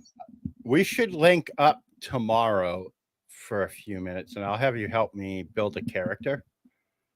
There's certain little nuances to it that I don't necessarily remember, and I get lost in the book because it is so like bam in your face that my eyes just kind of go looking at it at times. Yeah, so with the Neon Lords Discord server, we do every Wednesday is Wasteland Wednesdays, and anybody on the server can sign up to run something, and I've done it quite a few times. I did it I think it was 2 weekends ago, 2 weeks ago. A couple weeks ago, and I heard you got quite a few compliments about it. Oh, dude, I hate that. I hate it. Hate it. Fucking now you're gonna have to fucking talk about it because why, dude? You do a great job. No, it was a fun adventure. It was a very cool adventure. Don't roll your eyes at me when I say you do a good job. You do. You're just uncomfortable getting compliments, and I am. I used to be the same way, and I've had to learn to accept it because, like, when I would first get off, like my first couple episodes, I almost said that really wrong. But when I would get finished with my first couple interviews, and I'd finish up, people would be like, "Oh, that went great. I had fun," and I would honestly look at them and be like, "Really?" And they're like, "Yeah." And I'm like, "Oh, okay. I thought I sucked." and they're like, "No, dude, you did a great job." And like today with Dr. Bowers, we got done and we talked for another 45 minutes after we wrapped the interview, just talking about like different books and all that stuff. And it's so funny to see where I started to where I am with. Yeah, Today was episode 60, dude. dude, you're pushing them out like for sure. I'm trying. I I've got to get really back wish into doing it. it's like I love because I popped in the past in the chat when you're doing your live interviews, and it is a lot of fun. It's just that getting in there now, depending on the interview, obviously, it's like I got to watch them afterwards. It sucks because I love popping in there and causing fucking chaos. That's what you're good at. Like I- even when you run your games, Yeah, it's like they're fucking just furious chaos. and it's like, you know, See, Jim called me out on it because the way I almost said it was really bad, and he's probably laughing because I don't think you caught what I almost said. And I think he I totally didn't caught it. catch it. I didn't catch I'm it. glad. I'll tell you after because we've got someone else watching us besides Jim now. So I'm not Big Daddy Tea Leaf. I don't know where everyone is. I know who that is. I know. Where is everyone? I don't know. Like, I don't know. I don't know if I forgot to actually share us on the Neon Lord server. Believe it or not. That is one thing I am fucking horrible at is self-promotion. Yeah. I've gotten some good sharing it on my page and my like profile, but Brian's been like, yeah, share it in the Neon Lords self-promo thing. And I've had other people I forgot to. I'm not gonna lie. I've I'm a had terrible. other people be like, oh, you can share it in my server, and I'm weird about it. That's again where my fucking shyness kicks in. And I don't want to be that guy that like spams the shit, even though posting it once or twice a week isn't really spamming. But I don't know. I don't want to feel like I'm taking advantage of a friendship or something like that, if that makes sense. Yeah, I know what you mean. Yeah, I forgot to share it a bunch. So it's whatever. It's our first episode anyway. We're a bunch of fuck ups, so it doesn't matter. Like, like I'm good at looking composed in my interviews, but I'm fucking not me. Yeah, you are. You could. Fuck you, Dave. You're like, stop giving me compliments, you prick. But no, but Tea Leaf is one of my buddies that I played with forever, so I know that man. He is a consummate professional, and if you're calling him a consummate professional, that means he fit in well with us. He's a fucking rotten piece of shit. Oh fuck! No, it's good to see you, brother. I'm glad you jumped in the chat. That's awesome. That's his reaction to you calling him a rotten piece of shit. But yeah. No, like itinerary wise, it's just us hanging out for this one, for their first episode, getting a feel for it for sure. Dude, I keep seeing like the combination of your smoke, and it looks like a light cord behind you. Oh, that? Like I'll see that, and then that fucking cord move, and I'm like, dude, there's someone coming at you. Oh no, I'm fine. I'm not gonna get attacked. I hope I don't get attacked down here. My wife and I just got done with the show, and I figured I'd pop in. Hell yeah, man! Thanks for popping in. Oh yeah, and Tea Leaf, Jim and I have been friends. We figured out this morning it's been like 25 years or so that we've been friends. Yeah, Jim's in the chat for a long time just because of life circumstances. But then I got a friend request from him one day, and I'm like, I know that motherfucker. and it was like today when we got on the phone, dude, it was like we hadn't missed a beat. And old. We are old. Don't tell Deeter that though, because he'll talk shit again about us. Geriatric bald fuck. You pant shitting bastard. Put your Depends on and sit down and talk with me. Oh, I feel it though. I feel it. Dude, I don't. And that's where I'm going to run into Oh, trouble. I do. Like, I do. no, Joey and we don't talk as much as we used to. And I think it's just because he's way busier than he was when we first started chatting. Like, I think he only had the pizza party, hadn't even started the radio show and stuff like that. And, his big thing was me learning to get, for lack of a better term, like getting back in touch with my inner 12-year-old that like hated life and all that and learning to get along with him again. And I feel like I'm fucking 15 with everything I'm doing. It's like that's Until I one of try the to reasons. run. And then when I try to run, I'm reminded I'm almost 50 years old. So, and then I'm like, that's the, like, when you, how am I trying to say this? Like, that's the like the weird magic of like, fuck, I'm gonna use that word again, community. I know you hate it, but like I was saying to you the other night, there is a part of that phrase that is 100% legit. Yeah. Like hanging out with the guys and meeting, like, I'm not gonna lie, like it's done so much for me, and I've met so many fucking cool people that like you just get energized by everybody's like projects, their projects and energy and talking to people, and like it does make you feel fucking like it just puts you on another level. Like, I love it. I love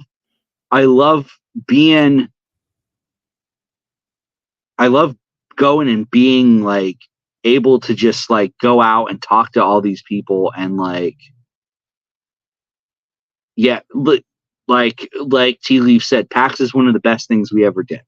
Like the first time I went to PAX was about 2 years ago, and it was not, I've never been to cons before.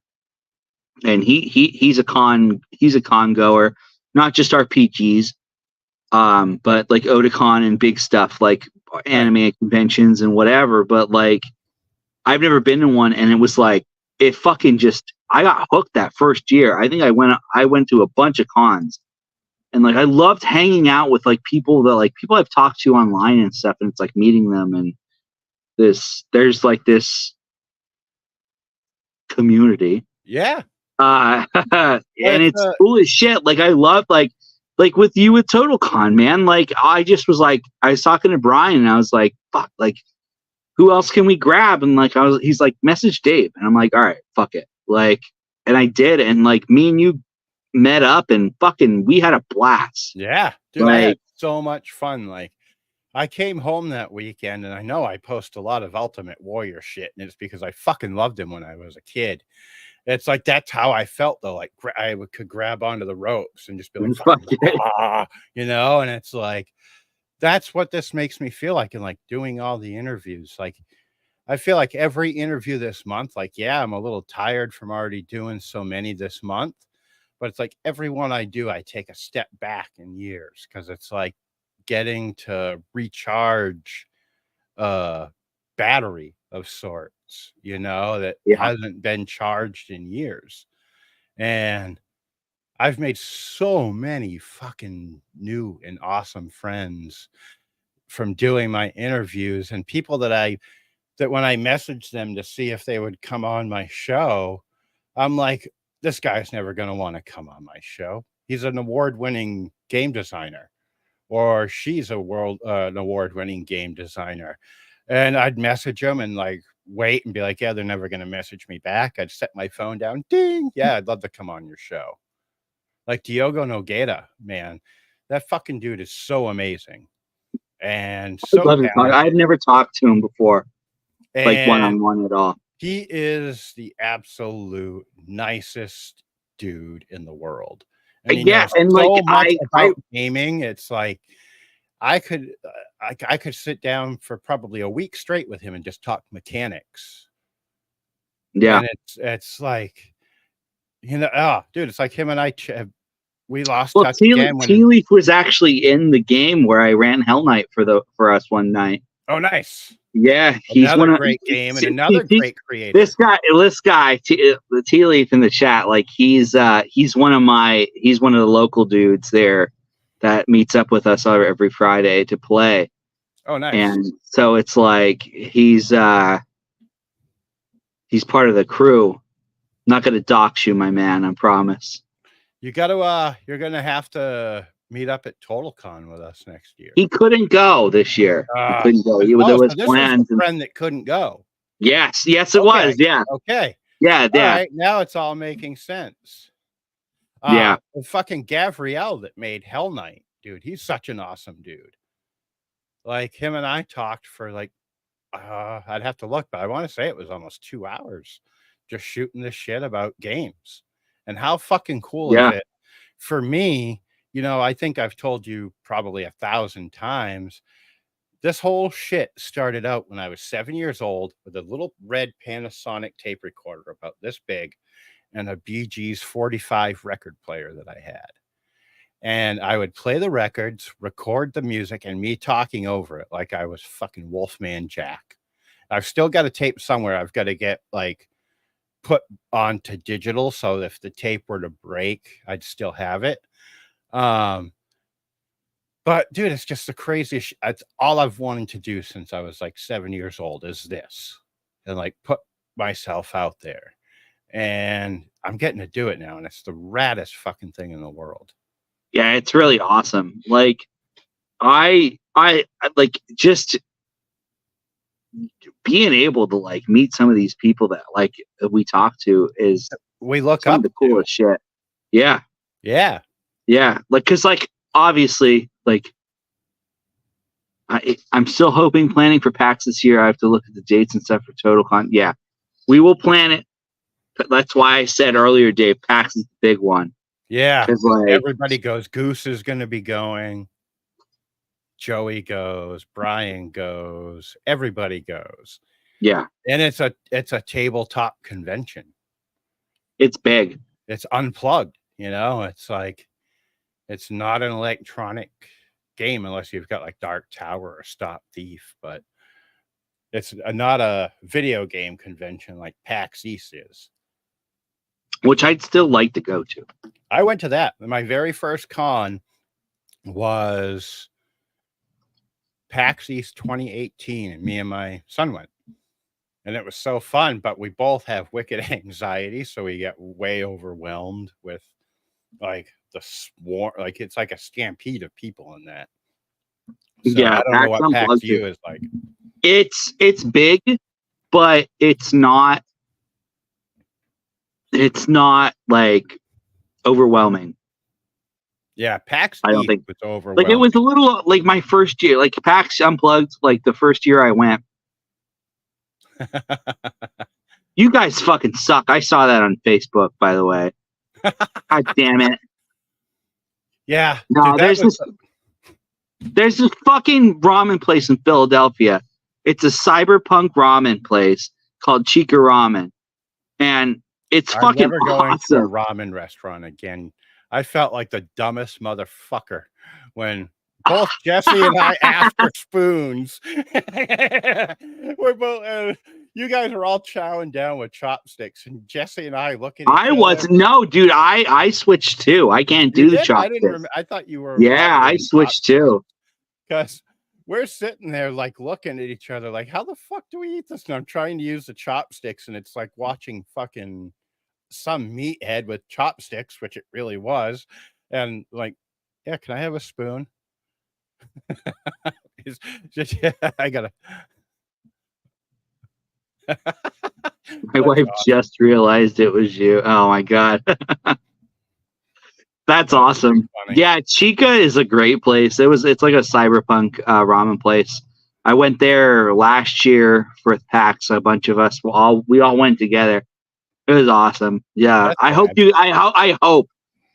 you could go this year, because like we have like 2 places now that we want to go to for food, at least while we're there over the weekend. It's this one German place that we've gone to like twice, and it's amazing. And Chica Ramen is like, that's the second one. Just like and it's like a bar ramen place. Like it has all the drinks on the menu are named after fucking Blade Runner characters. Oh, nice. Yeah. I'll do it again. I've seen things you wouldn't believe. Oh, shit. Man, I hope I can go. Like, I have 10 unpaid days that I can use, but where we're at financially, I can't really afford to take like 3 or 4 days off unpaid right now. So we've literally sank every fucking penny we have into trying to start the online store and the card business. Right. And it's like, it was, yeah. And anyone else that checks us out in the future, check out gameswithdave.com. I carry a bunch of indie stuff from all of our homies, and buy stuff and help me go to PAX. That's basically what I'm going to say. Buy stuff from Dave. Buy cards from TCG Player and buy shit from gameswithdave.com, because I want to go to PAX too, and that's really the only way it's going to happen. So, but yeah, he just said about failing a check and killing a guy. Yeah, I remember. Don't remind me.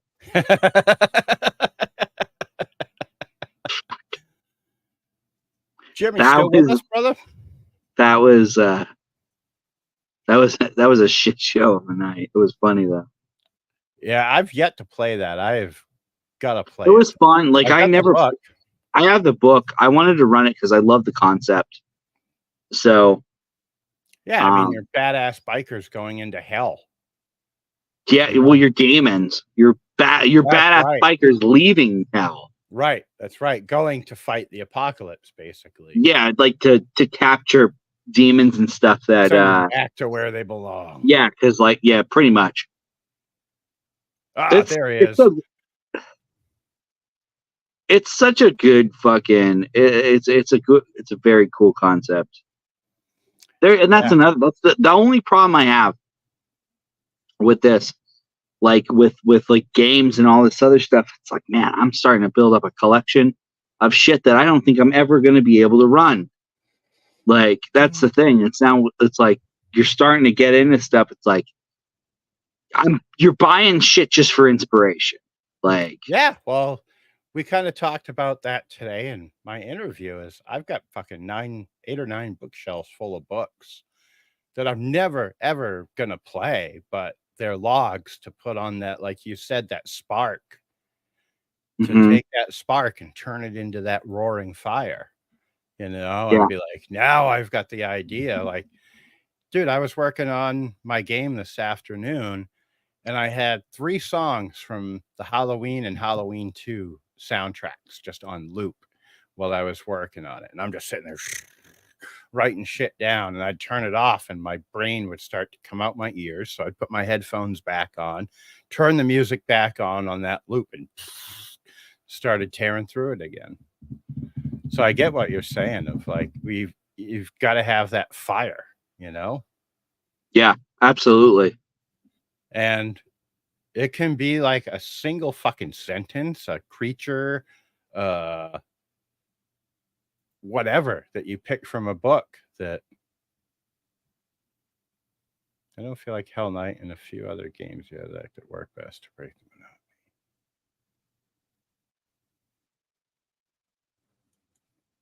You should bring the Zone. Oh, that would be cool. Yep. Yeah, I don't think anyone from my work will watch this, so I might have to come down with a sudden bout of the flu around December 8th. Yeah. No, I feel horrible already. No. Yeah, it would be very cool, man. If you wanted to come down and visit for a weekend, we definitely get you in for something. Oh, I mean, I'll figure it out, but. Yeah, you did say that. I was trying to figure. I think I got what you were saying, like that Hell Knight and a few of the other games that he have are what break the monotony. It's what I think he. Yes. Yeah, I think that. Yeah, that's the way I took it too. Like, and that's what it is. It's like these little games that aren't meant for. They are. Stomach bugs are wild, Tea Leaf. That is for sure. And it's a shame when they hit you on the weekend of a con and the only way to cure it is going to the con. Yeah, it's weird, isn't it? Fucking bizarre. I love, but like, yeah, like that's the thing. Like I ran Cyborg for these guys. And I know you like Cyborg too. Like I like all the Borg books. And dude, you do. I've got Pele Nielsen coming on the show. I saw Pele's going to be on the show. That's very cool. Fucking hyped about that. He's coming on September 2nd. He was one of the guys, and I don't mean to cut you off, but I'll forget. No, you're fine. I don't. But he was another one of those guys that I've been shy as shit about messaging because I put him on a pedestal. And I know I probably shouldn't. If he watches this, he'll probably giggle, being like, what the fuck are you putting me on a pedestal for? And it's because he made something that I adore so much because of the fucking brutality level of the Mork board games. Yeah, you like that quick death. Fucking kill them all. That is my favorite Metallica album. And that is my principle with gaming. Fucking kill them all. Because I'm used to running one shots, and I would rather wipe the party than have them going like Pirate Borg is the shit. Jim just said Pirate Borg is his favorite, and fucking Luke murdered it making Pirate Borg. Thought I bought Pirate Borg because Tea Leaf in the chat likes he's a pirate guy. I get that feeling. Definitely he could run that for well, and I got it and I was like, man, you got to run this. But I ran Cyborg for them, and it is a campaign. It's long form, and it's the only trouble I'm running into it with. It's like the board games are not designed, I think, around long form campaigns, but I wish they were. There are ways of doing it though. I think you've just got to either tone it down a little bit or go generational, like we were talking about earlier. And a generational thing, especially Cyborg, could be fucking cool because you could have it like something passed down, like a data chip passed down through the family. It's kind of like a good idea. Kind of like an Altered Carbon type theme. Yeah, but not Altered Carbon. The only thing that with the Borg thing that I have to talk about that's negative is that it became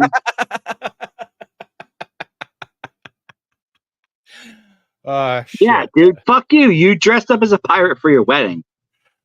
So then you have to run Pirate Borg for us. That's just the way it works. Was he in Dodgeball? No. I've never met this guy, so I don't know if it's like, yar. No, your name is Steve. I took a drink and I shouldn't have. I almost choked just then. No, like fucking like that's the one thing like I don't like with the Borg thing caught on like fucking wildfire for people because I think they started to get tired of the 5e shit, and it caught on really, really heavy. And it's kind of like part of it was it's just, I'm not trying to dog on anyone here, but there's a lot of garbage out there. Like everyone was trying to do it a board game because it was yes. So big.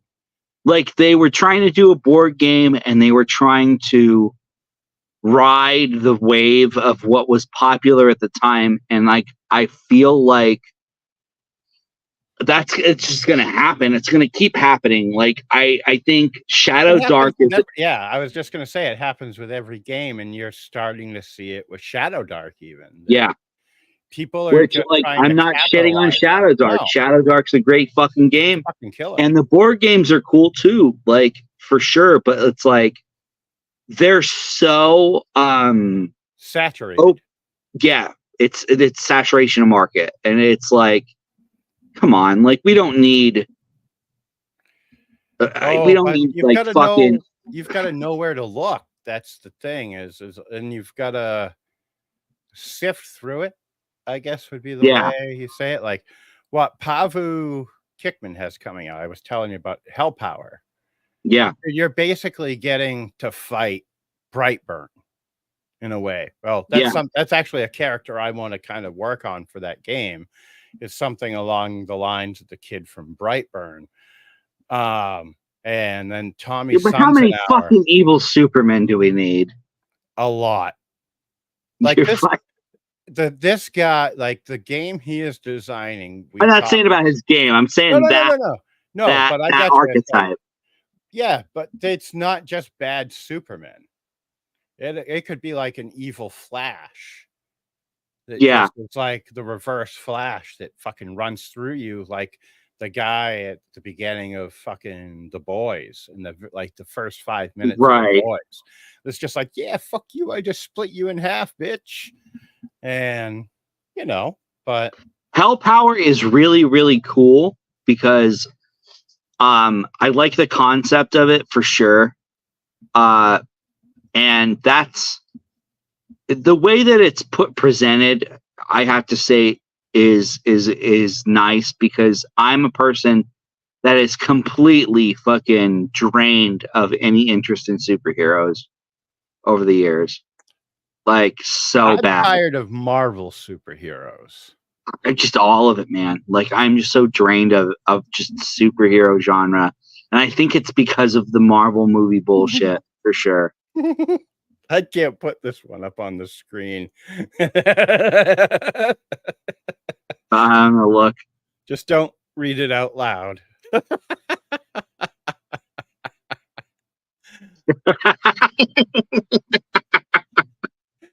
Oh shit, that was good. They were me. That fucking. Oh, it was me, Barry, all along. Oh man, that was good. Oh, fucking, that's so good. Yes, folks, if you're reading the chat and listening to the two of us, that's what this show is all about. But and then there's Tommy Sunsenauer that has made Goblin Gonzo, which is a fucking amazing game. You play crazy ass goblins, and it's a board game. And he also made Swamp, which is a swamp bog based like Mork board game. But there's the oversaturation where I think it comes from is the people looking at the market and seeing dollar signs. Yeah. And then just putting out something that is very parallel to the original Mork board. Instead of like branching off like Pavu, Tommy, and there's the crew coming up next Sunday that I'm interviewing. They've got Berserker coming out, which is I backed that. Berserker looks fucking awesome. And they have Ronin that they did last which year, I did back. Which is fucking amazing. I backed Ronin and I had to back Berserker when I saw it was by the same guys. Like I like that. I'm waiting for Ronin, and Tea Leaf was one of the guys I talked to Ronin about. Like I want to run that for sure for my group. Ronin's awesome. Yep. Like there's something different about it. There's something different about it that I like. Like it's the genres that no one really explores. Yes. What it is excuse me. Because for me, like I'm honestly in a way almost fantasied out, if that makes sense, because I love fantasy, but at the same time, I've played so much of it that's why I like the Cyborg, the Hell Power, and those games like that. And Tommy's got another one that's called Obscure that you should check out. Check out Sons of Naught Games. Anyone that's curious about it, but he's got a game Obscure. Yeah. It's not board based, but it's a found footage game, kind of like playing the Blair Witch. Which see the guys in chat, see Tea Leaf and Jim they're hitting on something that I agree with. Let me go. I think the main thing I don't like is great themes. Yes, there are people. More so the same thing, yeah. And that's what the Borg thing. Yeah. It's like, if you're gonna make a board game, you can't just keep the Borg rules. And like Jim said, all flash, no substance. Yep. That design punk thing, that's like, you can make it like really the art punk thing and just keep the same rules. But if you're doing a different theme, you need to fucking put more shit into the game. Right. Like, Pavu has different mechanics he's developed. Yes. That Like, feed that's off. my Tommy problem does with the the same board thing. system, is that it's not crunchy enough. And I am not a hyper crunch dude.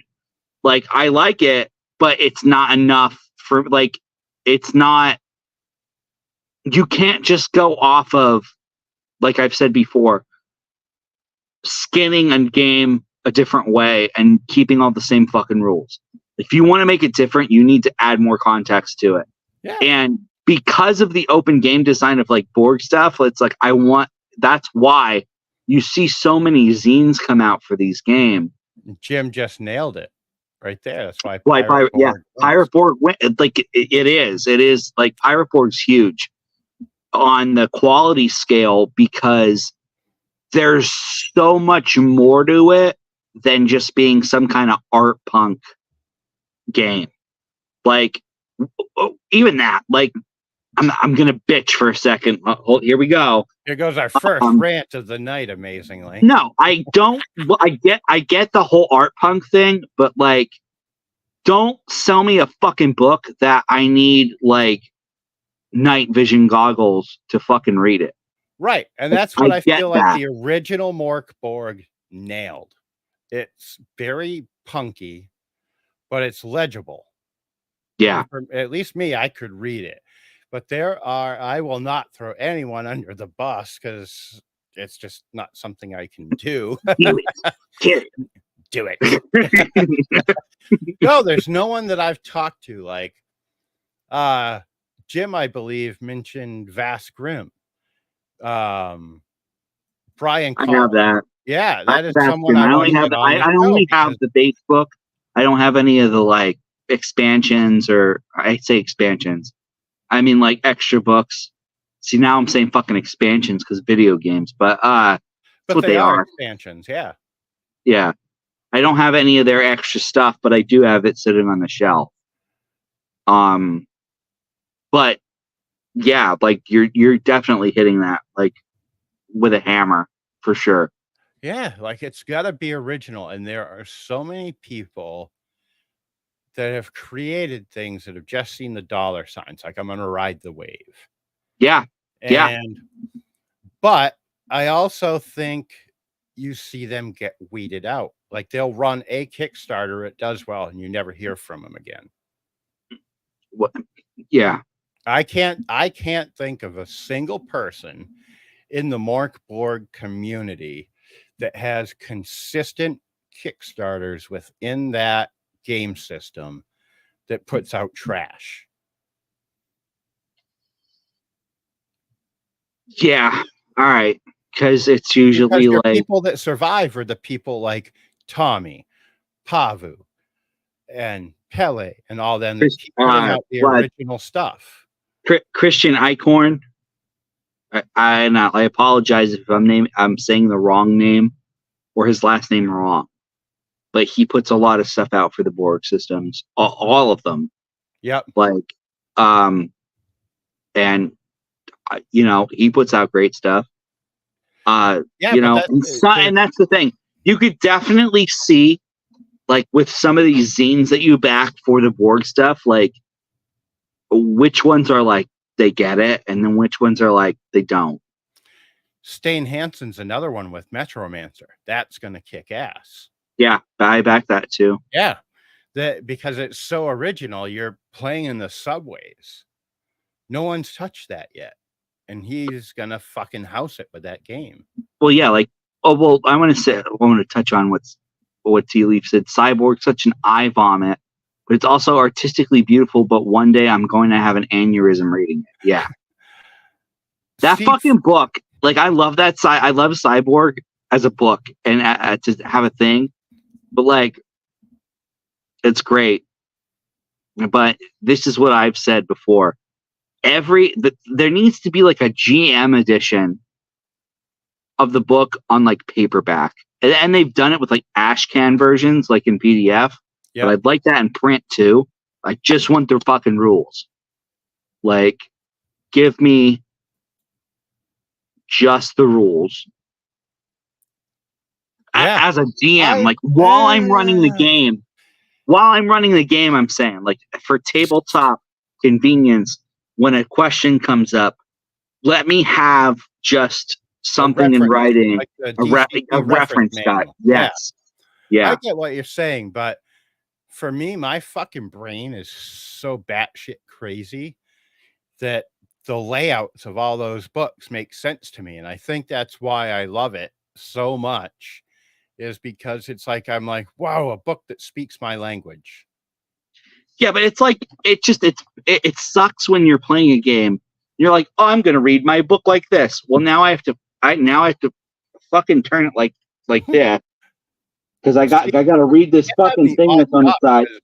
I like that because it reminds me of looking at Playboys when I was 14 and opening up the centerfold. You know, fucking that's not what I want when I'm running a game. No, but I'm just saying that I love the aesthetic of all those books. And I wanted to ask Tea Leaf, did you back the 40 Foe books? I can't think of the name of the company that makes them, but they make fucking awesome stuff. They've done it for Morkborg. He didn't back it, but he's read my 40 Foes books. I think he's looked at all my scenes that I have. Because they've done Mork, Cyborg, and they've got a 30 Foes or a 30 Believe it or not, I almost killed Tea Leaf with a fucking squad from the 40 Foes book for Cyborg. Nice. And he fucking bitched at me for a while about it. Well, I can already tell you, if I run a game at fucking PAX, you're all gonna die. You're gonna run into a bunch of ED 209 stomping down the street and be like, oh, I threw a grenade at them, and then they're gonna turn and be like, you have 15 seconds to drop your weapon. that's actually happened to me in a Neon Lords game that Brian ran. That's awesome. So. Well, yeah, it is Detroit Prime, so yeah, it's up there. Yep. It was when Brian he ran his government leeches adventure. No, nice. You're familiar. That's the one that he wrote when the OGL shit happened. And it just, dude, what a dick. You shut his companion down before the fight even started. Hey, what's up, Josh? What? How you doing, buddy? What's up, man? That's awful mean. I wouldn't even do that. Read this from Tea Leaf. What did you do to this poor guy? What the fuck, man? This isn't a confessional. Like,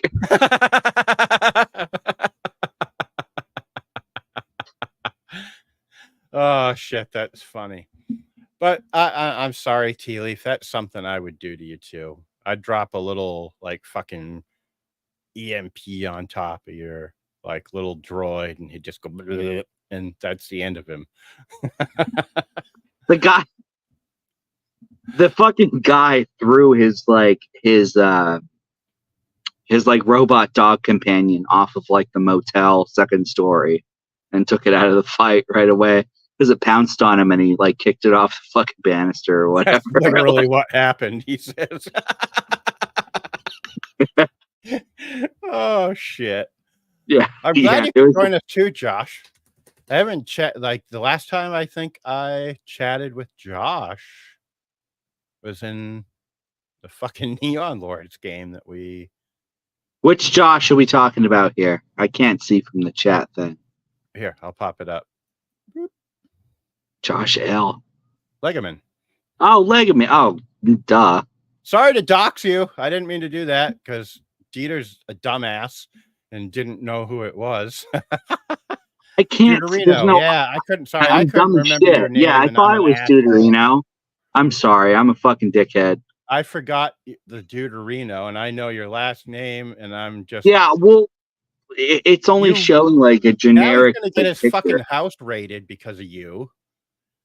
And I didn't say anything. Yeah, no, it's because you. I don't know what he has in his fucking house. He EMP'd my K9 unit. That's awesome. I'm an asshole. I'm glad you could join us, buddy. Though now we've got a full party here. 5 people. We can go to Yeah, we fucking do. town. Another game. Hold on. I'm gonna see if I can grab this real quick.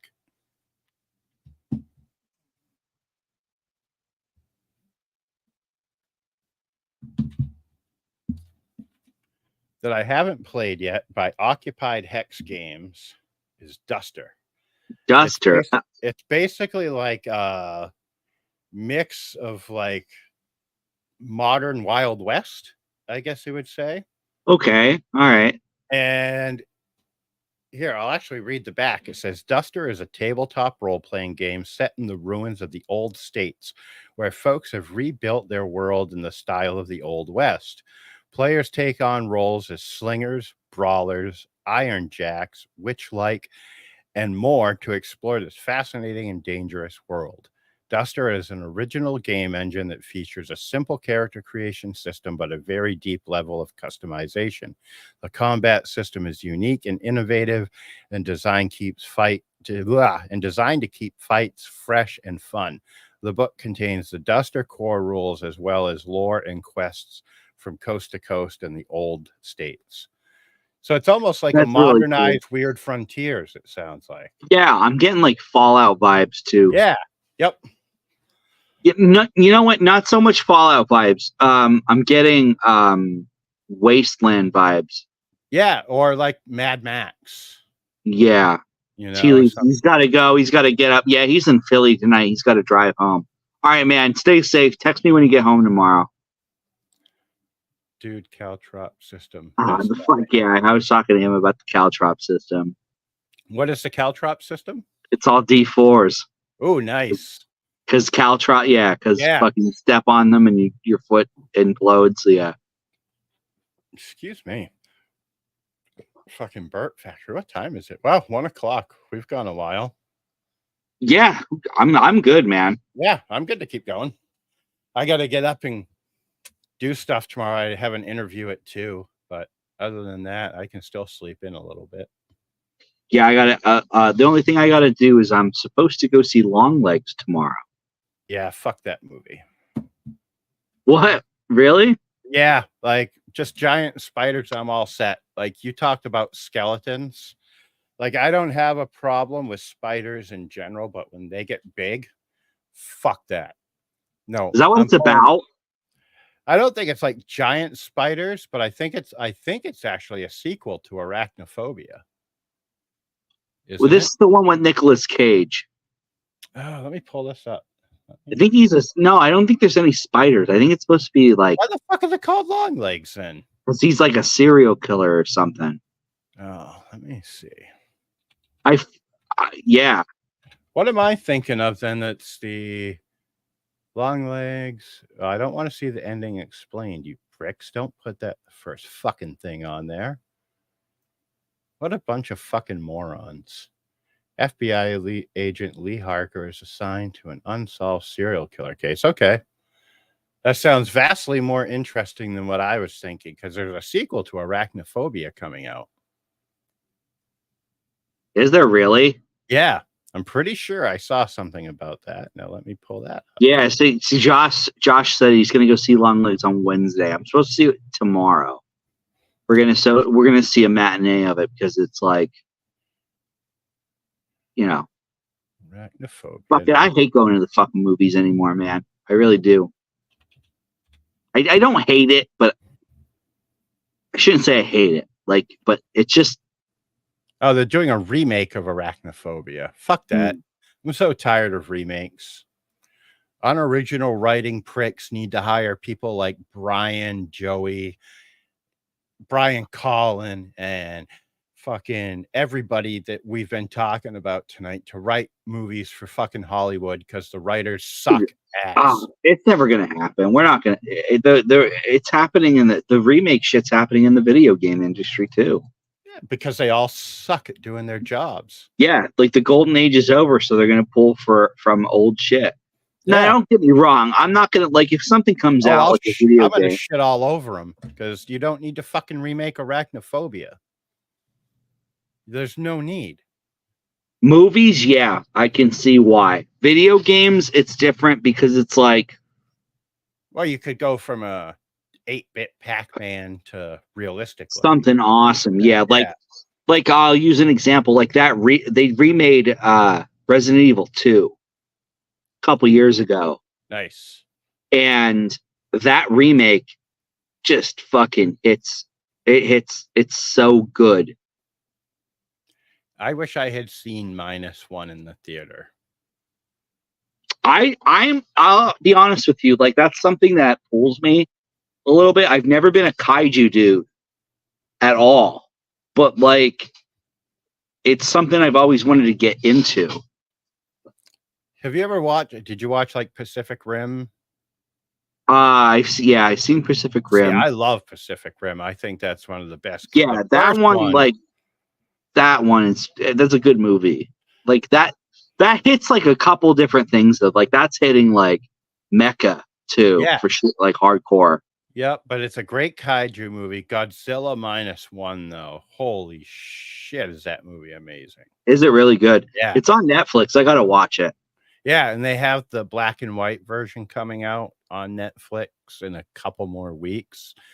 And in the black it's like and one of white those things version, that's like it's expansive. It's like you don't know how to like get in, you know what I mean? Like where do you like -1 start? is basically them trying to relaunch the Toho Godzilla series.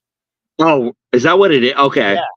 It's not gonna be this like the shitty Kong versus Godzilla, which I thought was a fucking atrocious I didn't film. even see that. I don't think you're missing much. I don't know if anyone in here will agree with me. But it's not a kaiju movie, it's a trick, it's a character drama. Yeah. It is very much so a character drama. But it is that movie is amazing, and as far as I've understood it, it is an effort to basically retell a lot of the older Godzilla movies better because of the way, like, the fact that movie won an Oscar to me is amazing. I didn't even know that. Yeah, like a Godzilla movie won an Oscar, and Jim or Josh might know, or did Tea Leaf leave? I think he's hanging around for a little bit. Okay. But shit, now I forgot what I was gonna say. Oh well, it'll come back to me. One dude made it for like 10 million. Yeah. And it's crazy, like what they did with that movie. And like the black and white version, I guess I've watched bits and pieces of it, but I guess when he uses his breath in the black and white version, his spikes light up blue. And that's like the only really color in the movie is him lighting up when he nukes everything. That's really cool. Yep.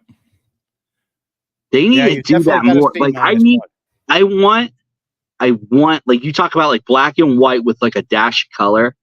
I want someone to do like an old school samurai movie. Funny you say that because I was going to say Kill Bill would be perfect to have a black and white. I want like an old school Kurosawa movie or something. Yeah, Kurosawa movie, like with just red for like the blood or banners and stuff. Yes. That would be so fucking cool. Dude, it was one of the neatest things. Like, I know you're not like super into video games as much as I am, but like, if you get the chance and you like Kurosawa movies, play Ghost of Tsushima. Oh, dude, I fucking wish I still had my PlayStation because I bought that. And that was one of those games I turned on. I'm sitting here fucking playing it. I turned it on at like 8 in the morning, and the next thing I knew it was 4 o'clock. Oh, did you played it? Yeah. When it came out on that game, it had a Kurosawa mode in it too, which I didn't do like my first play. Like I only played through it once, but like that was a thing. with Sin Ghost of City's the Tsushima. They had a perfect Kurosawa example. mode. It was in black and white. Ooh, that's cool. Yeah. But like, could you imagine just an upward slash with that samurai sword and seeing that blood come off and just go through the air, being Yeah. the only That's thing what in I mean. color in Yeah. that movie? That was so fucking cool. Yeah, Kind that of would like they be did in fucking Sin epic. City. Yeah, exactly. Rashomon. Yep. Yeah, like that's what I'm hitting. Dude, Ghost of Tsushima is fucking such a good game. Holy shit! Like I'm not gonna. I died a lot I'm because I'm the bullheaded run into situation type guys, but I mixed it up. I did a little bit of stealth. I did a little bit of like go in there and beat shit up. But like the story of that game, like I'm not gonna lie, man. Like that game made me fucking ball at the end. it's a tough game. Like not in terms of like emotionally. Like it's a good narrative. Like Yeah. super good. Do you It's a remember great game. Tenchu? That game's amazing. Like Ghost of Tsushima. Like that hit. Like that year it came out. I was like, that's my game of the year for sure.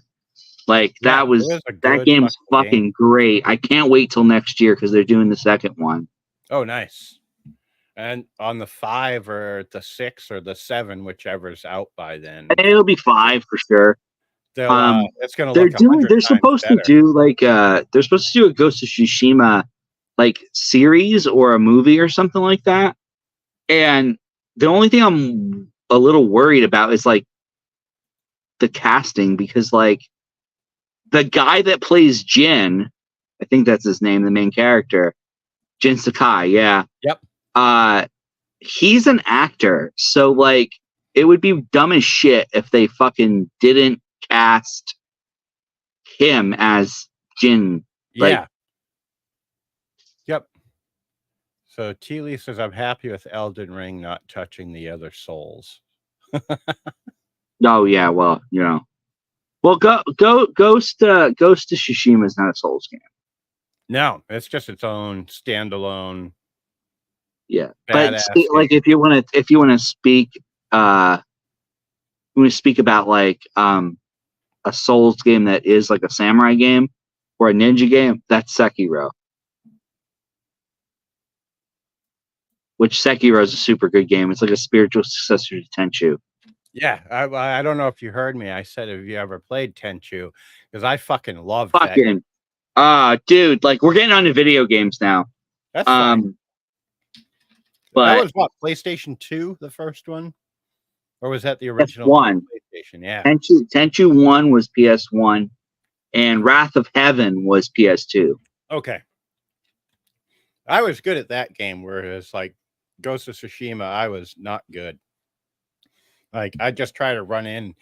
I guess I had the patience back when Tenchu came out to sit on a roof for 5 minutes to wait to watch the guard pattern or whatever. And I just didn't have it with Tsushima. I'm like, I got a fucking sword. I'm running in on these guys. Tsushima gave you the option of just going in and like being the samurai instead of the ghost. Yeah. You could cut down everybody if you were good at the combat. So it's like I wasn't. I'd sit there and be like, fuck, wrong button. Fuck, wrong button. That game's awesome though. Like, yeah, Tsushima's awesome. Tenchu was amazing. I like you gonna level editor was awesome. Yeah. Yep. This is something I actually like that I thought about earlier today if we got onto video games. Like settings, like what video game settings for a tabletop RPG, like what's something that hits hard enough that you think that would be a setting that you would like to see or that's something you would run? I'll spit mine out right now. It's a little bit of a deep cut, but the Nosgoth, which is the setting of the Blood Omen and Legacy of the Soul Reaver games, the Legacy of Kain game series. Okay. I'm still thinking. Like that one, not Nosgoth for me is a deep cut. Shadow Colossus, that's a good one. Legend of Zelda. I knew you were going to say that. What movie franchise Or what Game. game franchise? Sorry. Yeah. Well, I mean, you could totally do fucking Metal Gear Solid with Top Secret. By the way, I'm just throwing that out there. Yep, you could.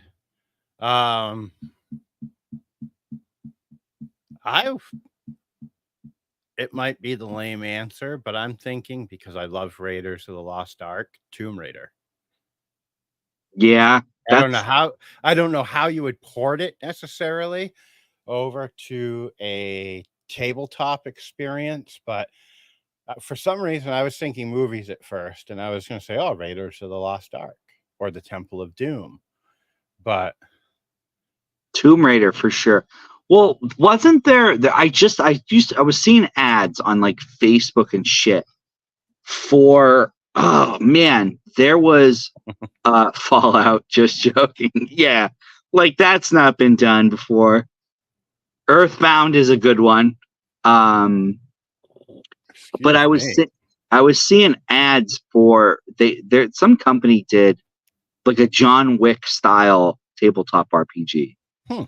And now they were kickstarting like their adventure series, and I was getting like massive Raiders of the Lost Ark vibes from like the cover art, and I can't even fucking remember the name of the game or the company or anything. It's just like it was one of those things where it's like you constantly see the ads of it in your algorithm. You know what I mean? Like that's how I wound up with my little Wild West cat shirt that I've got coming.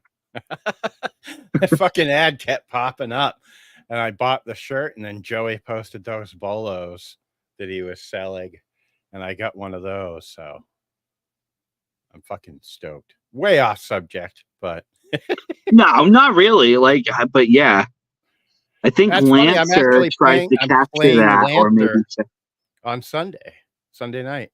That Lancer, I don't know anything about it. I've seen a little bit about it, but like, it's a mech RPG, right? Yeah.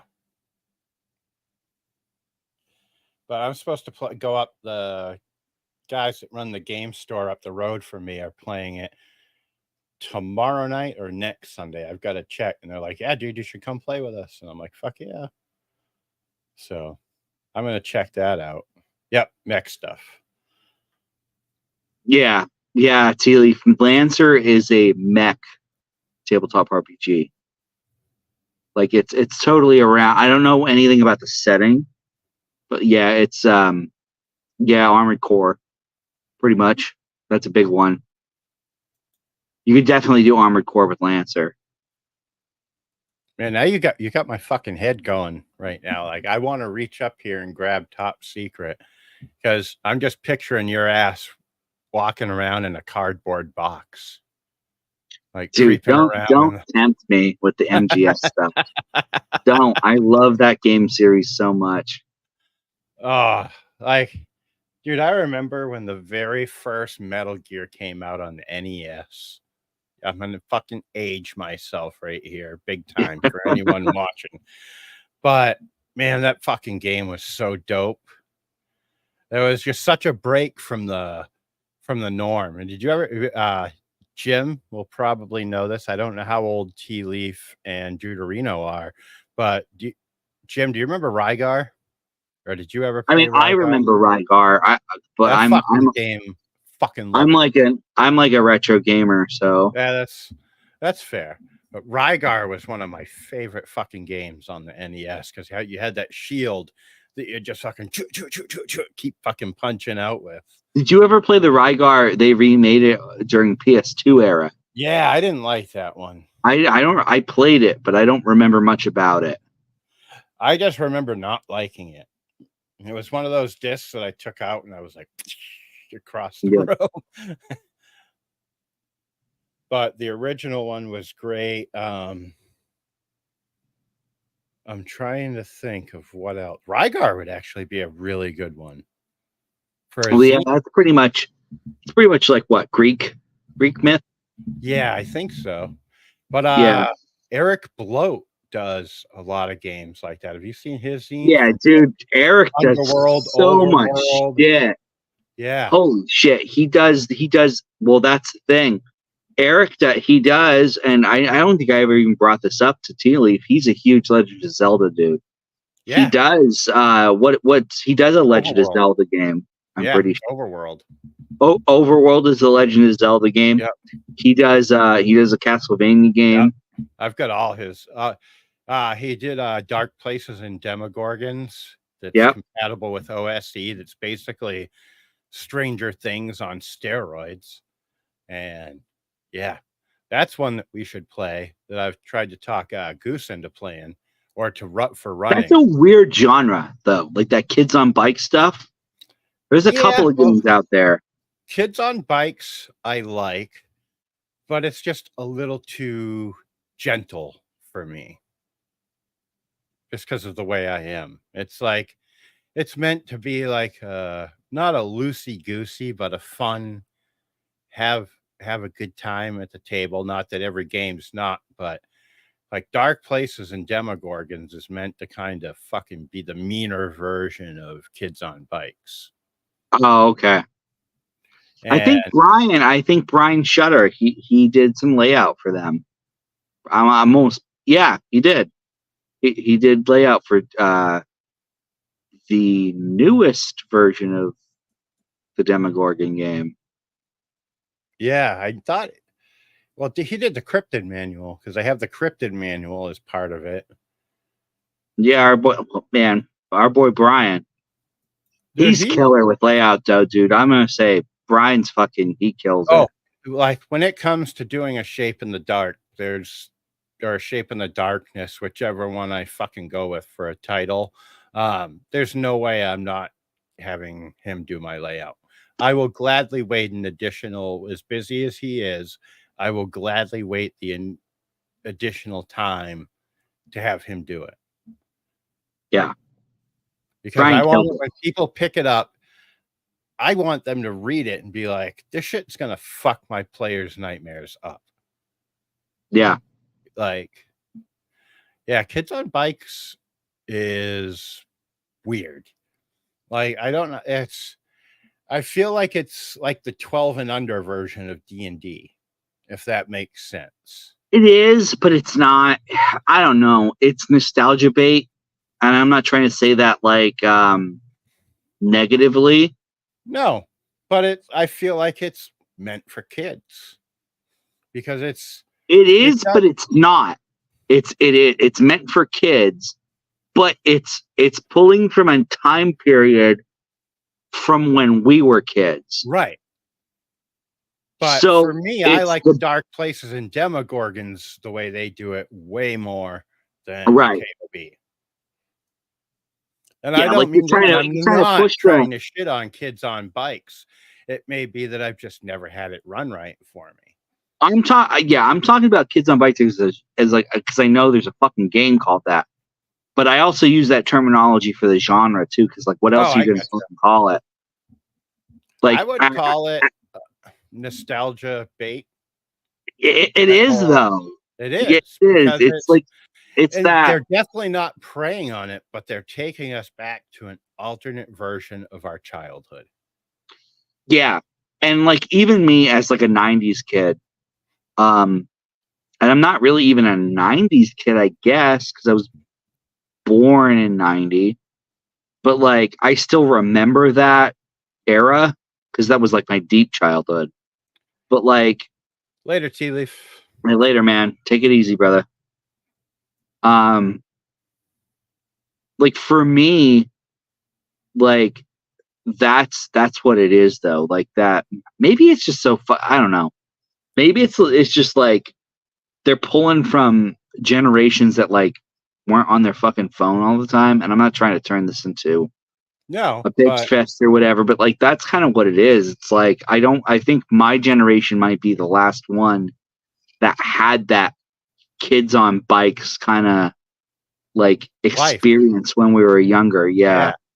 Yep.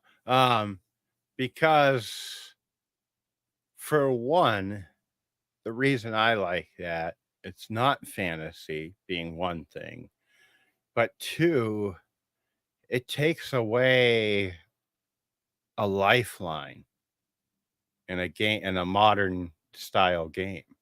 Like you can run, like I want to run some Call of Cthulhu games. Yeah. And I want to run modern ones, but the roadblock is cell phones. You've got to come up with a way of taking them away without being without it being stupid, for lack of a better way of saying it. That dude, I don't understand.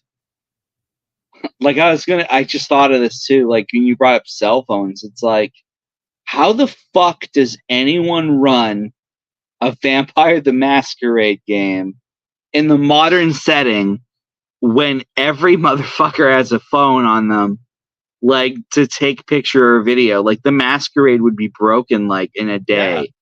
Yeah. Well, I don't know anything about Vampire. I've never played it. I know a lot about it only from the video games and like reading, because like the lore is really cool.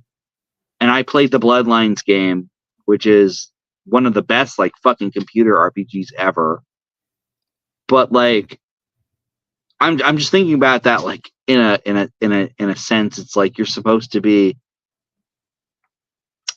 maintaining this like shadow world behind everything and the masquerade of being a vampire, and that that vampire society exists. And it's like, when every motherfucker has a smartphone in their pocket, like, well, that doesn't make like, how do you even do that? The way like, my explanation for this would be cameras have mirrors.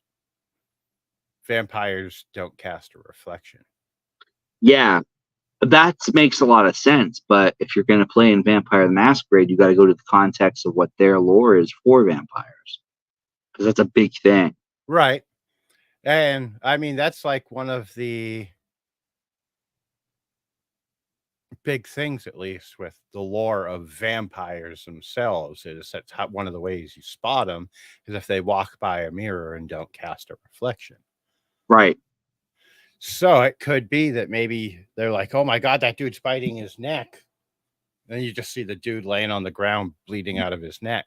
Or I think that, yeah, that makes sense. I think what they do with it now is that like they have like maybe there's like a cabal out there, like the Nosferatu, not to get into like BTM shit, but like they stop it.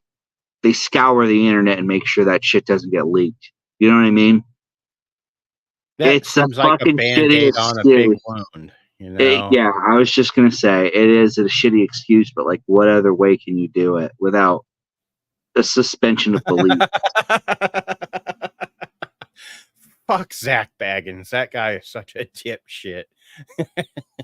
Who? Zach Baggins that did the ghost show back in like the early 2000s. It would always be like, I can feel the ghost touching my ass. Oh my God, no, dude. Oh my God. I think I know who you're talking about. Is he the guy that got like allergies from ghosts? I think so. Yeah, that's my fiance. Like I didn't know that was his last name. We fucking make fun of him all the time. Like his whole crew are a bunch of fucking meatwads. That's an insult to meatwad. They're meatheads. But yeah, it's like I have to wear this fucking mask because the demons gave me fucking allergies. Yeah, there's like, something. But there is legit an episode of Ghost Hunters or whatever the fuck his stupid show is called, that he's like, oh my God, the ghost is touching my ass. Help me. And it's like, dude, you're really? A fucking joke. Yeah, he's the ghost touching my ass. I felt it grab my ass. And it's like, dude, you're fucking a moron.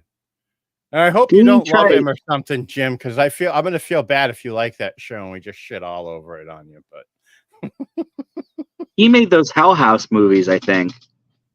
We played a Monster of the Week campaign as Zach Baggins and his crew. That sounds funny.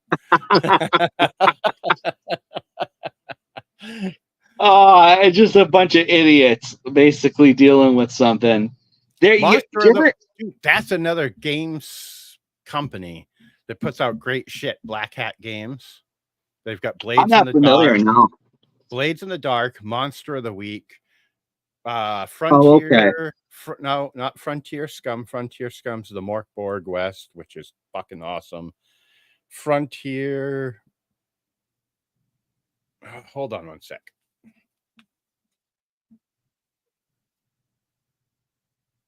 There we go. Scum and Villainy. Okay. This one here. But I love their games. We had a Sasquatch Hunters show too. That's awesome. Dude, we'll have to play some Blades in the Dark. I've never played it. It is so much fun. It's all D6 based, and you get amount of dice based on your level and whatever skill it is. And say you can say, I'm gonna walk up and fucking put my knife in this guy's neck. And if you get, say, 2 6s, you just go up, pull his head sideways, and you get away with it. But if you roll 2 1s, you're fucking dead in the water. So there's like a crit fail or a crit fail or crit success based on the 1s and 6s you roll. I really like dice pool games. Like that's something I really do like. Like that's what that's why I want to do things, because there's such a nuance to it. Cubicle 7 does they do a Warhammer 40,000 RPG called Wrath and Glory, and that's all D6s, and they do some really cool stuff with that, like the Wrath dice and like how the successes work and stuff. And I've been collecting the books because I just want them. And like, goddamn, like that's one game that I chomp at the bit that I'd love to fucking run or play in. And like, that's another thing too. Like to bring, like with 40K, like I love Warhammer 40,000 and I love it so much. And I've ran it good amount and I want to run it like a lot. Like I always come back to that as something that I want to run and I never get a chance to. But like my bucket list thing is like, I want to fucking play it in a really good 40K campaign. And it's like, it's not going to happen. It's one of those things where it's like we were talking about earlier, where like the GM thinks of something they want to do. And it's like, fuck, that's a great idea and I can run it. But like, man, I want to play in that. Yeah. Like, it's a curse. I swear to God. But the game I want to run, and almost that whole shelf right there is comprised of its books, is Call of Cthulhu. As much as a fucking Lovecraft fan as I am, I've never played in a Call game. I haven't. Dude, I was supposed to play in 2 at Total Con, but we ended up deciding to go play Shadow Dark the one night.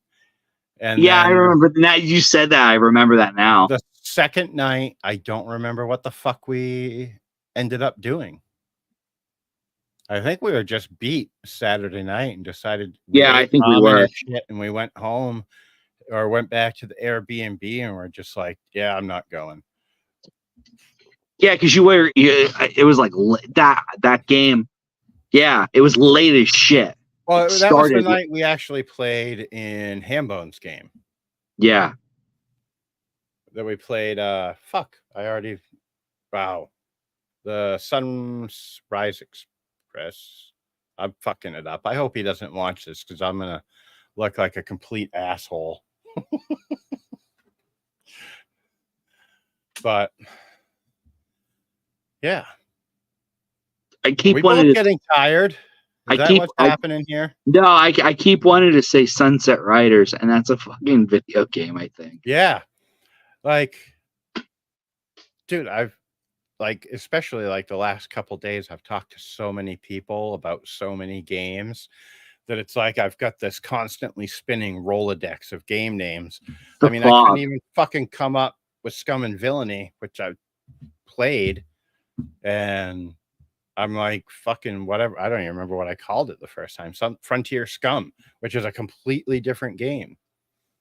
Yeah. So, which, yeah, I don't feel like getting up to grab it, but I've got to show you that Blood Red edition. Yeah, that's really fucking cool. Yep. When I saw that on there, actually, hold on. Let's see if I can.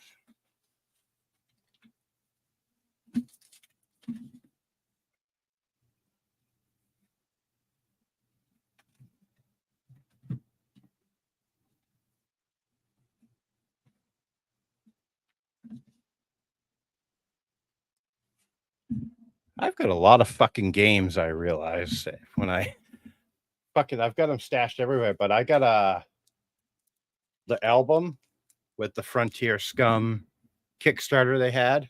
It's the Right. soundtrack Yep. for the adventure. You were telling me about that. Yep.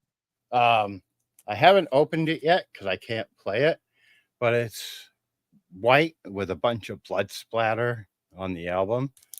And then I grabbed Top gotta secret. play it because I got that. I got the box set. Dude, yeah, you grabbed a bunch of that shit at TotalCon. Yep. And when I bought that, this was one of the adventures I bought that they had. And there's a couple more up there. But I've got the light Yeah, shining I'm in pretty my sure eyes. you bought everything they had. I'm pretty sure I did. I'm pretty sure I did, which is very much a me thing. So I mean, I'm a completionist. You would think it's a special game, though. Yeah. Like, that Like, was one of the first games I ever played as a kid with my brother. Yeah, so so it's like you're gonna for grab me, everything. It's like I'm gonna fucking get everything I can because it's more than just nostalgia to me.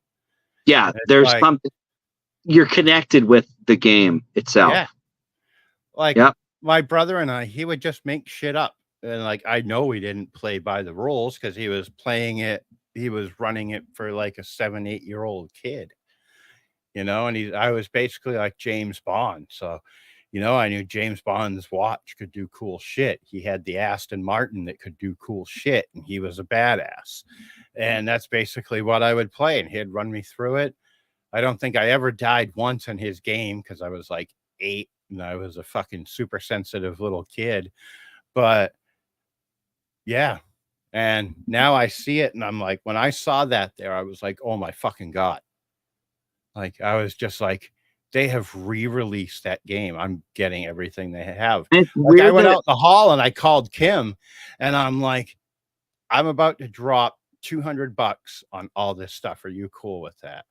And she's like, I told her why. And she's like, yeah, fucking get everything they got. Go for it. That's awesome. All right. So, and it comes with these nice, super clear red dice. Oh, you know what I haven't told you that I was talking to Jim about this morning is I am getting a very special set of dice made. Have I told you about this? No, I don't think so. I have about, I'd say probably 10 to 12 tablespoons of my brother's ashes in this small urn. I'm taking half of them and sending it off to a dice maker. And they're going to interweave his ashes with the dice. God damn, that's so cool. And that way, my brother I still get to play with my brother. That's really cool. I got to shake off the emotions. Yeah, that's fucking really cool. Yeah. And I had a buddy of mine that was going to do it. He got out of making dice. I got really depressed and didn't get it done. He went through some shit and I hit him up this year and I'm like, hey, can you still take care, Jim? Have a good one. Don't forget to listen to the new Eminem album while you're driving down there tomorrow. Yeah, take it easy, Jim. It's good meeting you, brother. Hopefully sometime we can have him on and shoot the shit live. Oh, dude, he's so awesome. Like, yeah, I've known him for years and he's such a good dude. And he's a great guy. Yeah. I'll talk about him once we get off the air so I don't dox him like I did fucking Juderino. Yeah, fucking poor Duderino. I don't know if he's still here. Yeah, he is. My man. He's my brother. He's one of my brothers here on the Neon Lords Discord. Like, I have him and Dan have probably played in most of my games that I've ran. Nice. And I just love having you guys in my games. You guys are fucking great players. It's so good. I like the crew that we have built there for sure. We have a really, really good fucking group there. It is a good crew. I've just been too fucking busy to do it. Deuterino says he's still watching from his phone in a jail cell. I hope you're kidding. I hope you're kidding. Oh shit. But yeah, I'm even having the dice done in like an emerald green with gold flecks in it, because that was the color of my brother's drum set. So yeah, it's gonna be fucking balling when I can get That's awesome. I love that idea. That's a really cool idea. Yep. But the funny part is when your brother is like, "Fuck you, Dave," and you roll ones over and over. Yeah. Well, when Jim and I were talking about this morning, he says, "No, I'm not really in jail." Thank That's God. good. I would have bailed you out, man. I would have got you We would have bail. come and broken you out. We would have Yeah, been like the fucking A-team. But what the fuck were we talking about? I am definitely starting to get punchy, but it's all good. What were we talking about? The dice. Oh, you're the dice, yeah. I was like, dude, I'll fucking cut anyone's hands off that touches them on the fucking table. But if someone does pick them up and then drops it on the floor, I'm gonna be like, dude, you just threw my brother on the floor. You're an asshole. And they'll be like, what? And be like, you just fucking threw my brother on the floor. Why did you do that? And they'd be like, what the fuck are you talking about? I'd be like, oh, I have my brother in those dice. And then they'd feel like shit. It's like, what's that? What's he saying? Zach's game or Zach's? Jesus, I cannot read. I'm just gonna let you read it. I give up. Zach's games are some of the best. The 2 weeks ago with Chumming for Shills was the best Neon Lord game I've ever played. Fuck you, man. Stop it. He doesn't like compliments, Deuterino, so be careful. I tried to give him one earlier because it was said to me by someone else that it was one of the best games ever run of Neon Lords, and that he needs to make it into an adventure.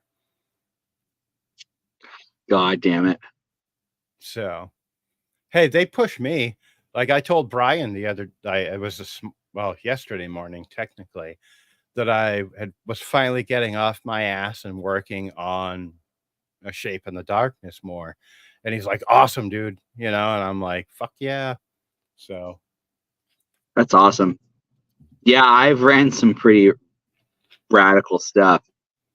That last game, there's just something about our group, Deuterino, man. Like that Chumming for Shelves thing. I'm thinking about it now, and I want. It's like I laugh every time. That's awesome. Yeah, there was I'll give you some context. There was a sewer shark in our party. I almost have to make Big Kahuna a thing at this point. I was dying the whole time. Yeah, we had a sewer shark, and there was these vampire video babes, and they were trying to seduce the party, and the sewer shark was like, nah. And it's like I'm only chumming for shilfs. I forget how it came about. It just became a thing, and at the end of the adventure, when I did a little 80s style epilogue thing of it showed all the characters what they were doing after the adventure. It's the sewer. I think Ed Murphy actually played that character, one of the editors for Neon Lords, and the epilogue was him sitting at the surf shack with a fucking with a Shelf Hunter shirt or a hat on his head, that. Dude, what a crew. I want to play a sewer shark myself, and I've already got my thing made up here in my head. I swear to God, dude. I've got another shirt that we can make up. So I'm not telling you until we play, though. Dude, I swear. Sewer Shark might be the next like favorite class because like I love the Sewer Shark as well. Like I Sewer like Shark. that. My like canon Neon Lords characters a Sewer Shark. Like I throw him into. I can't talk. I know. I'm getting to that same point where I'm getting tired and tongue tied. Yeah. And we charmed the vampire chick. We'll take it to 2 o'clock and cut it. All right. And we charmed the vampire chicks with a line of plutonium and Ivor. Yeah, they did. They did. That's what they did. Oh, that's fucking great. It's so funny. I think it's going to take a while for our show to click. Like our style of just going back and forth and talking about whatever. Oh, excuse me. I don't know if you can see the viewer count on your end up in the top left corner. I can't. It'll go from like 1 to 4 and like 30 seconds later back to 1. And it's like right now I know it's Deuterino, but when it was Tea Leaf, Jim, and Deuterino, it was sitting at 3. Then it would pop up to like 5. 2 seconds later, it's back down to 3. And I'm like, well, fuck all of you. We're definitely it don't matter. Acquired taste. Yeah, dude, I'm just doing this to hang out with my homies. Yeah, absolutely. That's what this one's about. Yeah. This is just hang out. That's all this is. Well, I think that's going to end up being kind of our thing. Like, I don't, until we get people on to vibe with, but like, I would have Deuterino come on with us, Jared come on with us, but it's going to be, I think it's going to be the same thing. Like, if it were me, you, and Brian, we're done here talking silly shit and talking about movies. I mean, that's what Brian and I did for 6 hours. Like, if you go back, did you watch that whole interview? Yeah, I listened to it. Like, you know, I don't think every Saturday, because I've got like next weekend, I have a crime fighting luchadors game that I start at 8. We're gonna probably shoot for what? What would we talk about? Like once a month or once every other week, maybe. Yeah, maybe. Yeah, once a month, once every other week, depending on our schedules. Yeah, I wish we could do it every week, but I'd be fucking dead from. Yeah, there's no way. No, dude. Like, that we'd be crushed. Yep. And with me doing like 5-6 interviews a week on top of doing this, I'd be like fucking. Well, that's the thing. That's why we wanted to do a late show, Deuterino. It's because like we wanted to do it at like 10 Eastern Standard Time. Is like it's a little late, but it also we wanted to give that like late night vibe thing where like obviously we're talking like sailors. Yeah, you know, I'm sitting here drinking beers, smoking cigarettes, fucking I'm burping into the microphone. Yeah, like we don't. It's definitely like just. This ain't your mama's talk show. No, it's just fucking two dudes. It's homies vibing with their homies in the chat. Yeah, we're just shooting the shit. Whoever else is coming on, like if we have guys on, it's just gonna be the same thing. It's gonna be us shooting the shit and like having a good time and bullshit and basically about what we like and whatever we want to talk about. Dude, I love the fact I'm scrolling up. This is the most active chat I've ever had in any video. It's fantastic. And it's no, that's not true. That's not true. Yes, it is. Like, dude, you look like go over to the comments and scroll through that, and you tell me an episode of my interviews that I've had this. The one with Brian was active.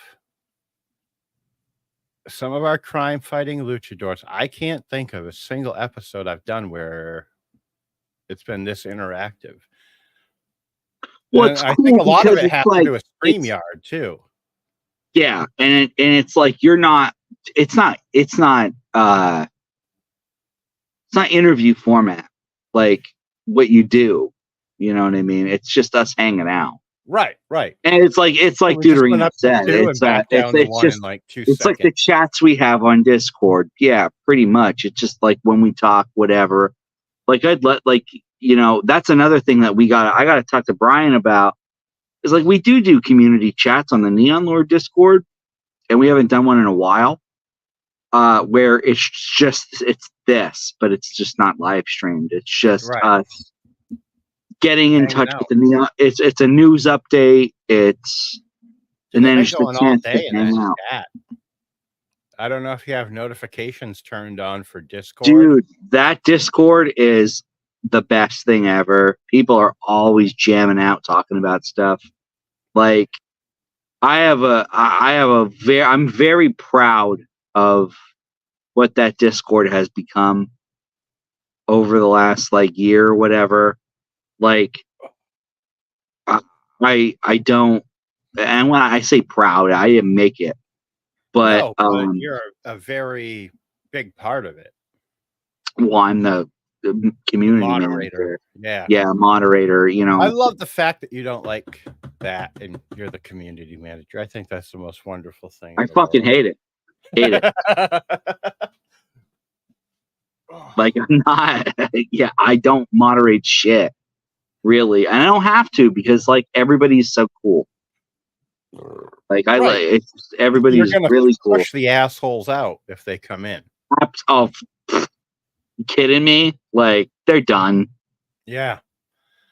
Like, you know, and we were talking. It's not a democracy. No. I'm just saying that right now. It's not a monarchy either. It is a community policed. It is the citizens on patrol, basically, of what a cop is supposed to be. The citizens on, like, it is self-policed. Yeah, pretty much. Which is awesome. Yeah, it's like Deuterino said, like, that's the only Discord he's active on. And like, yeah, me too. Like, I have a couple that I can't sit there all day and chat with people, obviously, through the week because I'm working and stuff. But I try to jump in as much as I can. It's like, dude, I get no time at work, and yeah, I hate it. I don't get a lot of time. Up, I'm like, oh, I'd love to talk. Oh, yeah, I'd love to. And another thing too, so if I'm doing other stuff, I'm doing other stuff. You know, I'm not gonna, you know, hang out and sit there on my phone. I try not to be that guy. Yeah, constantly. No, you're not that bad. Like, you're not that, like, whatever. No, my boss gives me shit sometimes because, like, he'll be like, dude, what are you doing? And I'm like, checking my card store.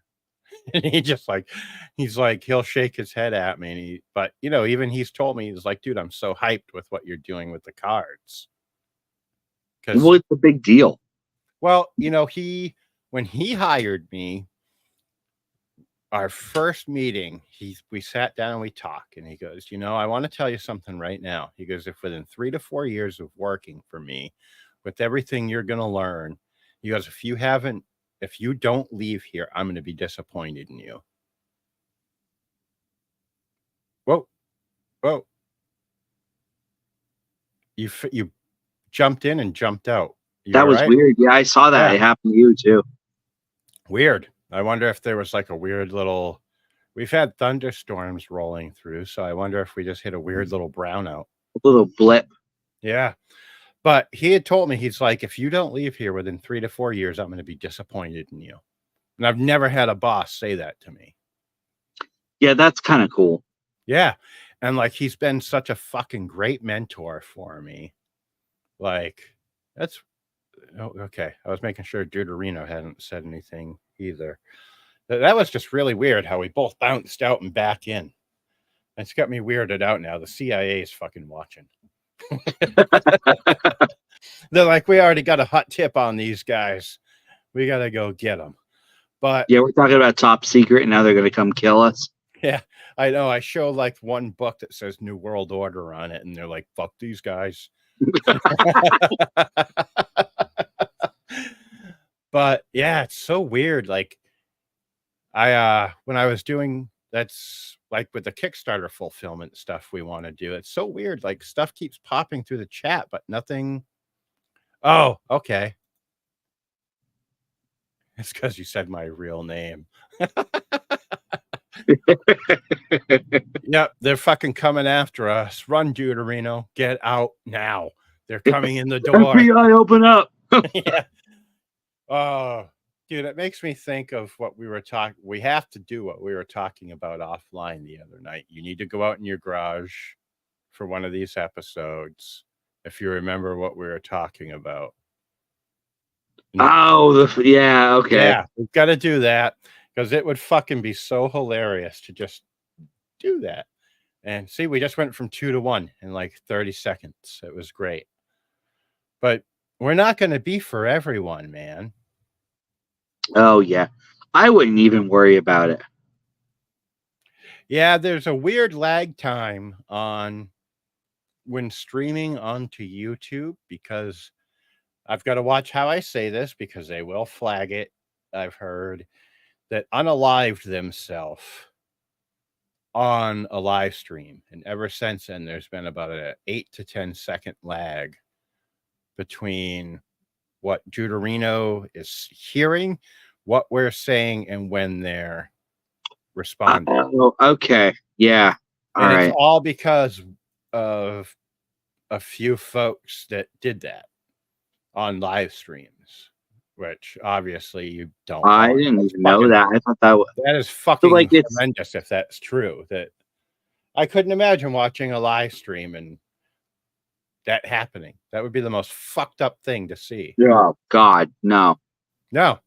Like, oh no. That would just make too many memories come fucking flashing back for me. No, thank you. Yeah, no. But yeah, enough of that. But yeah, dude, my boss has been such a great mentor. Like, even with trying to do the Kickstarter fulfillment thing, he's like, here, call these 2 guys from UPS and they'll help you out with shipping rates. Yeah, isn't he? Wait, yeah, it's super fucked up. That like, that's just fucked up. But anyway, it's like, yeah, it's so cool having someone like that. Like now he'll come in and he'll be like, how's the card business going? And I'm like, fucking boom. And he's like, love to hear it. And he'll keep on going. But it's funny as shit because he said to me about a month and a half, 2 months ago now, he's like, I hope I get to keep you for another year. And I go, well, we'll see. And I was kind of being a dick, like just being a wise ass. And then he fucking gives me like a 15% raise. And he's like, I got to make sure I have you for at least another year. And I'm like, well, you may have just locked me in for a couple. Yeah.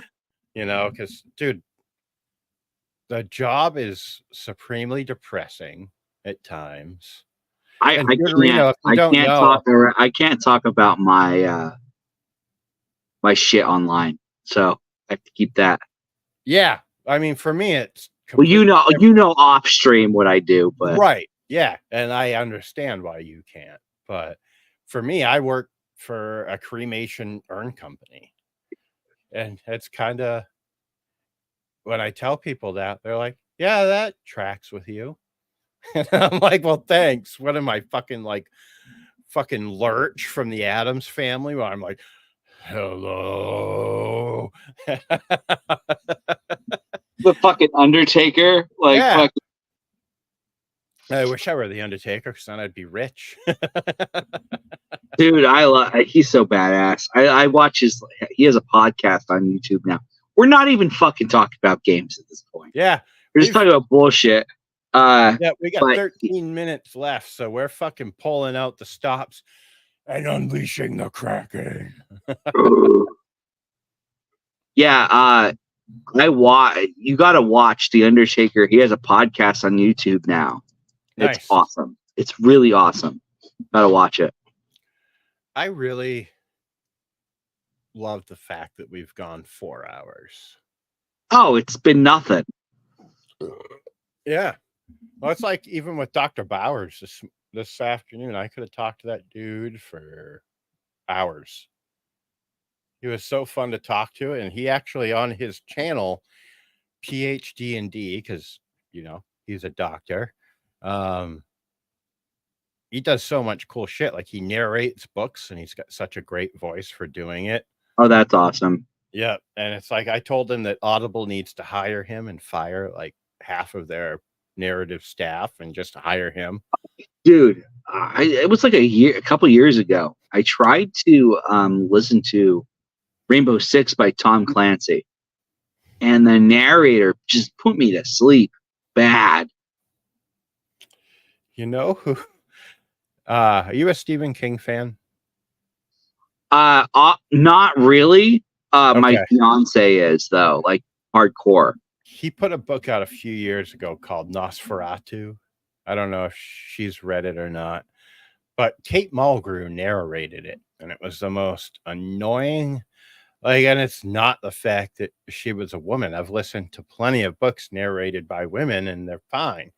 But she was so fucking boring and Oh, like monotone in her. She yeah, was that like, kills and it. then they go up the road and grabbed Billy.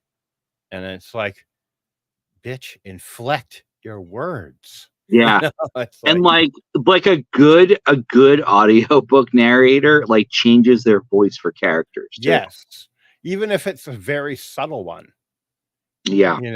I mean, I'm not going to try and do like some 10-year-old kid and be like, hey, mom, come and get me.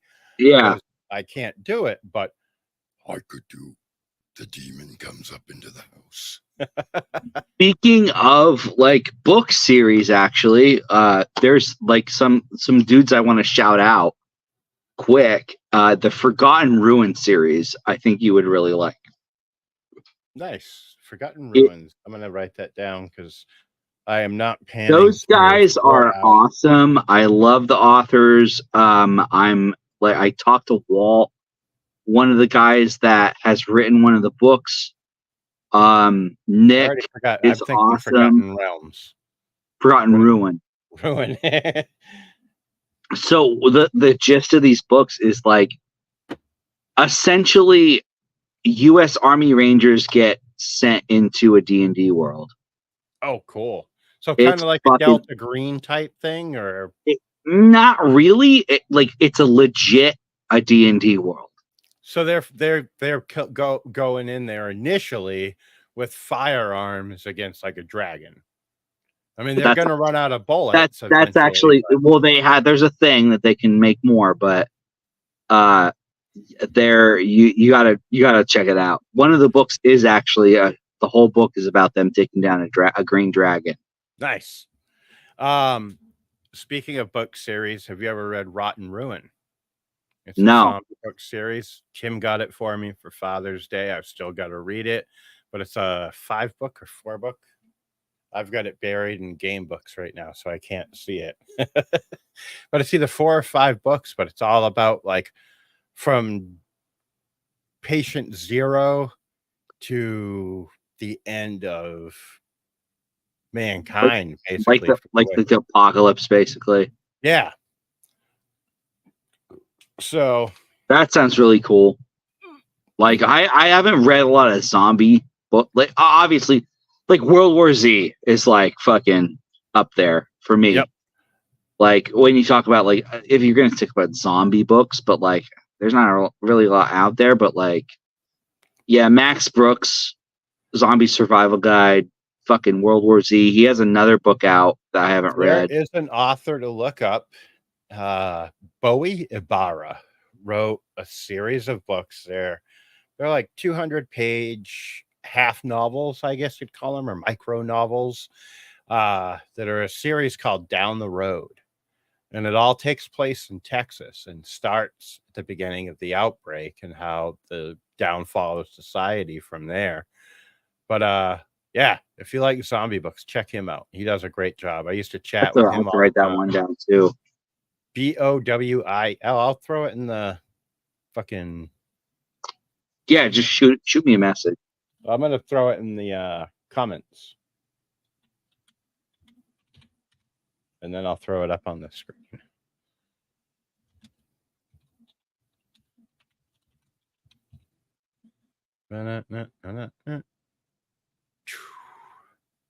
There we go. We Ibarra down the road. All right.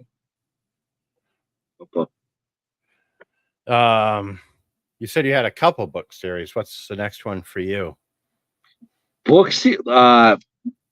Right now, I'm listening to. I do audiobooks because I'm a piece So of do I, shit. because I can't. No, it has nothing to do with being a piece of shit. It has to do with being busy as hell Yeah, and not having the time to sit down and Yeah. really dig into a book. When I'm working, that's what I do. I'll throw books on in the background. I got a funny story about that. I was listening to The King in Yellow the other day, so I'd have something to talk with Dr. Bowers about. And I'm typing away, and every time in the frickin' book they would say Carcosa, I would type Carcosa. And I'm sitting here working on a spreadsheet to list products. I'm like, Carcosa. And I'm like, fuck, delete, delete, delete, delete, delete. And I had to take my headphones off and not listen to it anymore because I was typing what I was listening to. And I was It's the influence of the king. Yeah. Yeah. Well, that's what I said to him. It's like as if he were infiltrating my mind or something. But it is. Know? Yep. Oh, Carcosa. Where the dark stars light the sky and lost. Speaking of that, there's actually, let me go grab something quick. All right.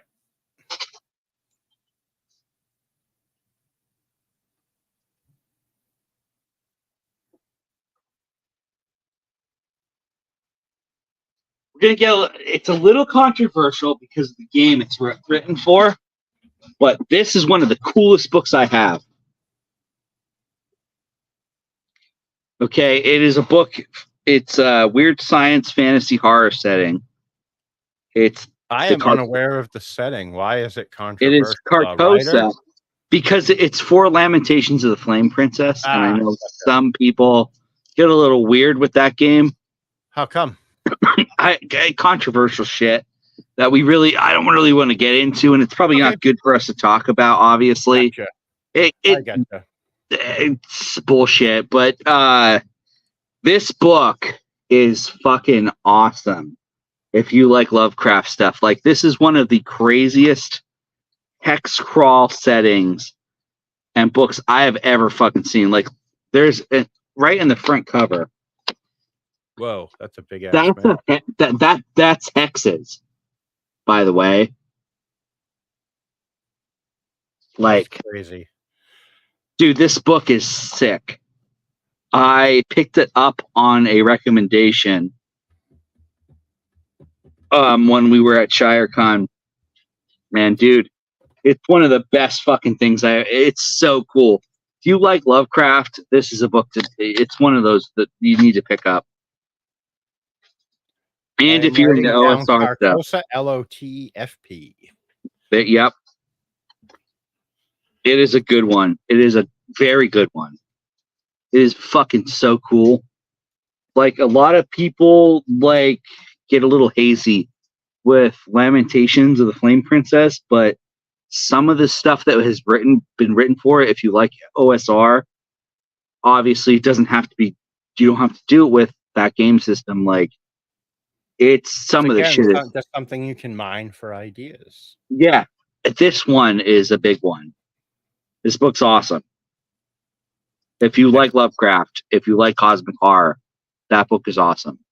And it's like hardback. I don't know. What is it like? Over 200 pages. Nice. Yeah, damn near 300. Nice. This is good all stuff. On Carcosa. Yeah, pretty. It's called Carcosa, but like it's a setting. It's really, really cool. Interesting. Well, brother, we should probably wrap it up. We're almost man. Like we're killing it. Like yeah. Wait. Dave Brocky from Guar wrote a module for Elod, but I don't remember. Oh, he did. Fuck, what's it called? Hold on, I'm gonna look it up.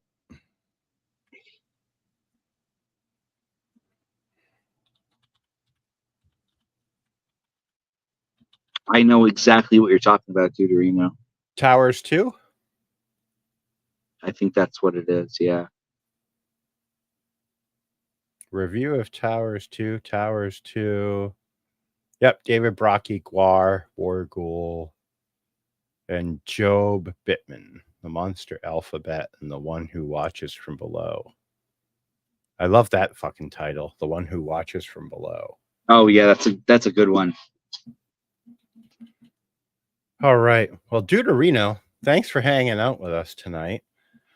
And thanks to everybody that's been in chat, that hung out. It's been a fucking. I had a fun night, and no direction, just us bullshitting is fine with me. Yeah, it doesn't like. Yeah, I'll come up with a way of describing the show because it doesn't have to be structured. None of my interviews look structured, but they're so fucking not. And I just do a very good job of making it look like they are. Awesome. Well, I'm going to sign us off here in just a second. Deuterino, have a good night, my friend. And we'll catch you all on the flip side. Adios.